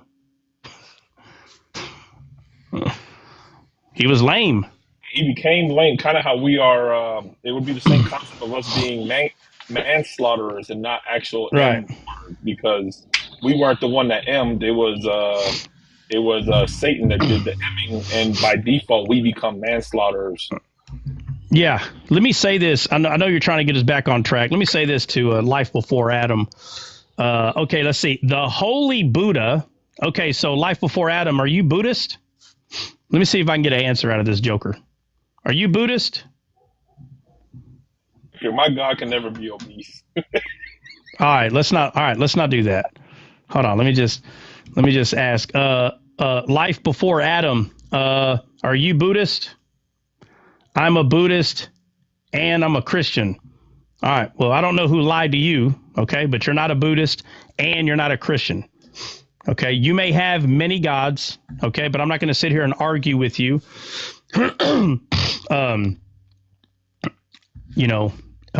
If you feel so strongly about being a Buddhist, maybe Jesus is your God today and Buddhist is your God tomorrow. I don't know. But this is what I will say. Life before Adam. I'm going to call you before. It sounds like you got too many gods for me to call you life. And I'm not even going to call you Adam. That would be weird. But I'll call you before. I'll call you that. Buddha is a philosopher. I could care less what Buddha was. I don't need to know nothing from Buddha. Okay, Jesus is the only thing that I need, the only thing I need to listen to. Buddha is not God. I know Buddha is not God. Okay, I know that. I'm just being facetious. Okay, but what I will say is Jesus is God. All right, and I'm not trying to disrespect Buddha, the guy you look up to. Buddha is part of the Greek. I don't care. It's funny. You claim that Jesus is your God. You've mentioned Buddha more than Jesus just in the comments. Do you not see that being a problem? You might as well just come in here and put Buddha, Buddha, Buddha, Buddha, Buddha. I mean, you're not talking about Jesus. You're talking about Buddha. Buddha said that there's a God within you. Buddha said, why don't you tell me what Jesus said? Let's see, because you guys talk about Jesus nonstop. That's right. You know why? Because if you ain't talking about Jesus, you ain't talking about nothing, dude. Straight up. Okay. So I'm not trying to be disrespectful to you. Buddha helps me understand Jesus. No, he don't. Buddha didn't know Jesus. You're a liar. I want to talk about meditation. You're not going to talk about meditation here. Go meditate on Jesus. I tell you what, go meditate on Jesus both day and night for a year and then come back. Buddha said to relax. Well, maybe you need to listen to Buddha because you ain't relaxed since you've been in here. All right. Let's see. Before I gave you your, let me say this last thing. I gave you your 30 seconds of fame. All right. But conversation's over. Obviously, I think you need to go meditate on Jesus. Jesus teaches you how to pray. There's no way he taught you how to pray because you sound like you pray to Buddha. Because that's all you talk about. All right, Dre, what's up? Hey, you remember that clip of Allen Iverson when they were like, practice? We're talking about practice, not the game, practice. You remember that clip? You don't remember that clip? Well, who was it? Of who? Oh, Allen Iverson. Hey, you remember Breezy? That reminds me of this. Hold on, Dre, you're saying the name too fast. I don't know who you're talking about. Allen Iverson, bro. Allen Iverson. The basketball player? Yes, and there was that time where he missed practice, and they were making a big fuss about it. He's like, "Oh yeah. Practice, not practice. The game. Practice, yeah. And practice. Practice is like Buddha. He's like practice. He's like, we talking about practice, not the game. Gee, yeah, not the game. Yeah. We want to talk about the practice, not the game. Yeah. No, that is funny. Yeah, I remember that. I'd be laughing so hard on mute. You be dead serious. Do what? I'd be laughing so hard on mute. You be dead serious when you be talking to these people, but it'd be so funny. Oh yeah. Man, I'd be cracking up. They trip me up. Every one of these people, I'm just being honest with all y'all. Every one of these people, when I have a conversation with them, they remind me of all these people. The Trinity and Oneness argument people, they remind me of them. I'm not talking about what they're saying, Buddha. I'm not saying none of them say Buddha. But if you pay real attention to they focus on things that's not important, and they'll say, it is important. God is one. No, he's three. Like, you're still missing the point. That is not the importance of Scripture. It's not. You are 100% missing it. Every time you hear me talk to one of these people, y'all back there laughing, all I hear coming out of their mouth is Trinity, oneness, once saved, always saved, water baptism, same nonsense. You're supposed to know where to put that. When you're discipling people, there is a place that those conversations belong.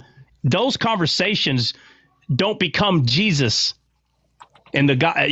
You can't make those the gospel. It's so crazy to me when these topics become the gospel in your life.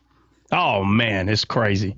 It's by crazy. the way, if any of you guys needed a reason to not do yoga, Life Before Adam just gave you the reason. He said Buddha is the yoga instructor or a yoga instructor. So there you have it.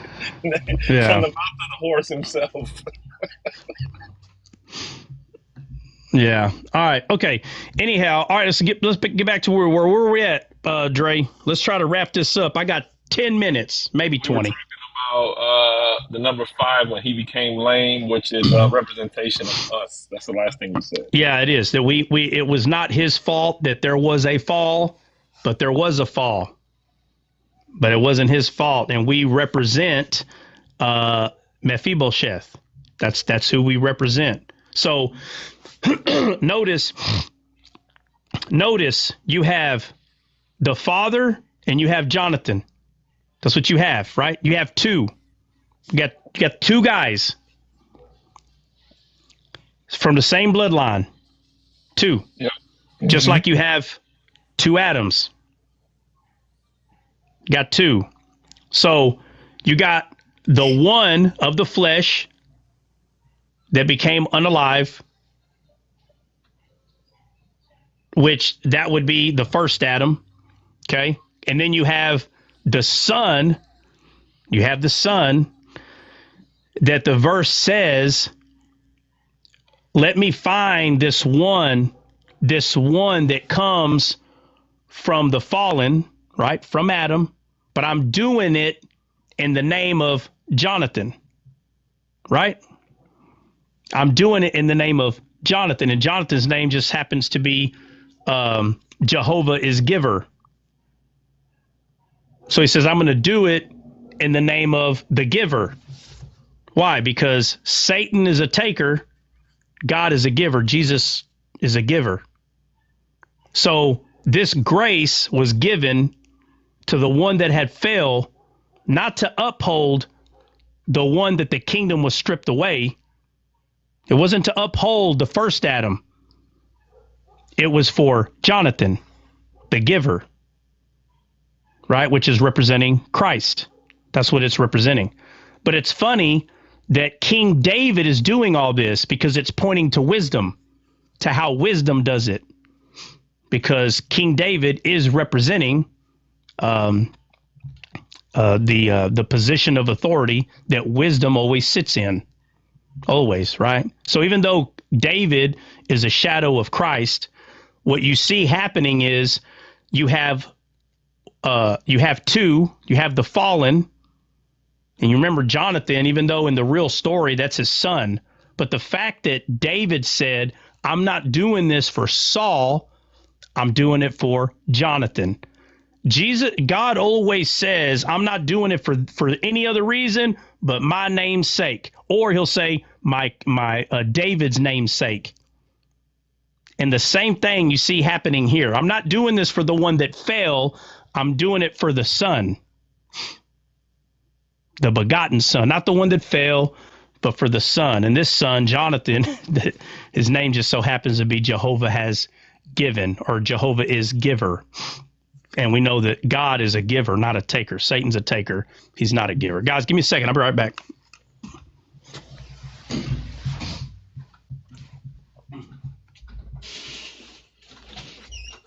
Dre. Okay, let me ask you a question. So Jonathan means Jehovah is given, but John means God's grace. Is there a reason for that? John, like John?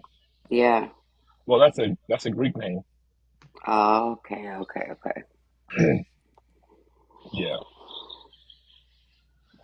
Which I'm sure is it derived, I'm sure, somehow from Jonathan. Somehow, some way, I don't know. But John is definitely a Greek name. So, yeah. This is good because I'm reading 1 Samuel right now, and I'm seeing how Jonathan. My bad. Go ahead. No, go ahead.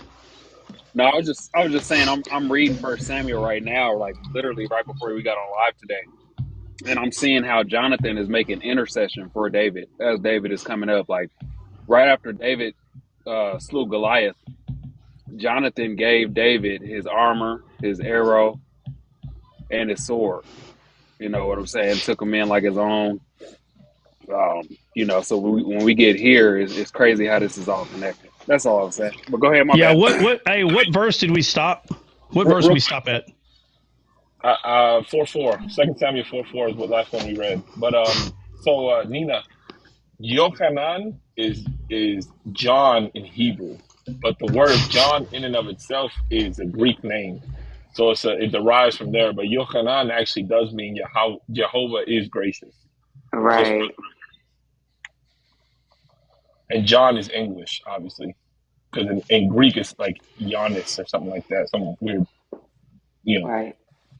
Yeah. Okay, that makes sense. Thank you. Mm-hmm.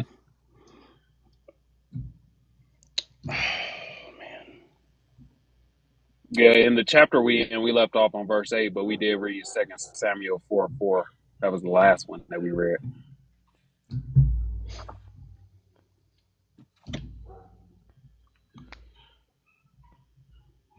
Because remember, he called himself a dog. Yeah. What verse? What? So is the last verse we read 4 or not? 4 verse 4. We were touching on still, how he was lame. He became lame. All right. So this is what we're going to do, guys. We're going to turn this into a 2-part. Okay. It's already 2. I was going to finish it, but we'll finish it this afternoon. Let's just do that because it's going to take probably another hour. I didn't realize. I totally forgot. It's been a minute since I was looking over it just now. I was like, wait a minute, bro. There's for sure 5 big points that we still ain't even been over yet. So let me 4:4. I'll try. 9:4. No. 9:8. Where we read to 8, but we're going over 4. I still got to go over 5, 6, 7, and 8. You know what I mean?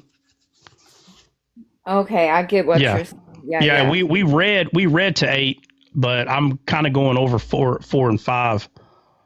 9:4 right now. Yeah. So anyway, I got a lot to do. I don't know if the cable is here yet. It could have showed up. And if it is, I'm going to start. But as soon as it does get here, I got some work to do, and I'm going to try to test it. As soon as I get it hooked up, I'm going to test it. But that doesn't necessarily mean that that's going to be the live. But I do have to test the darn thing when I get it. So has anybody got anything to add about anything before we hop off? Because I got to go. Anybody? Good to go. God bless you all. Have a great day. You too. All right, so guys, today is, like Sando said, today is a Wisdom Wednesday. We might have to change. That's hard to say for some reason. I don't know. But we'll come back on in a few hours, and you'll know when I'm on because everybody should get a chime. If not, obviously you need to turn your notifications on. So God bless. We'll see y'all in a few hours. May the Holy Spirit come for you, Jen. Yeah, that's right. Spirit's your comforter, but don't cry and expect a pat in the back. All he's gonna say is, why criest thou unto me? Go forward. You guys don't are look crazy. back.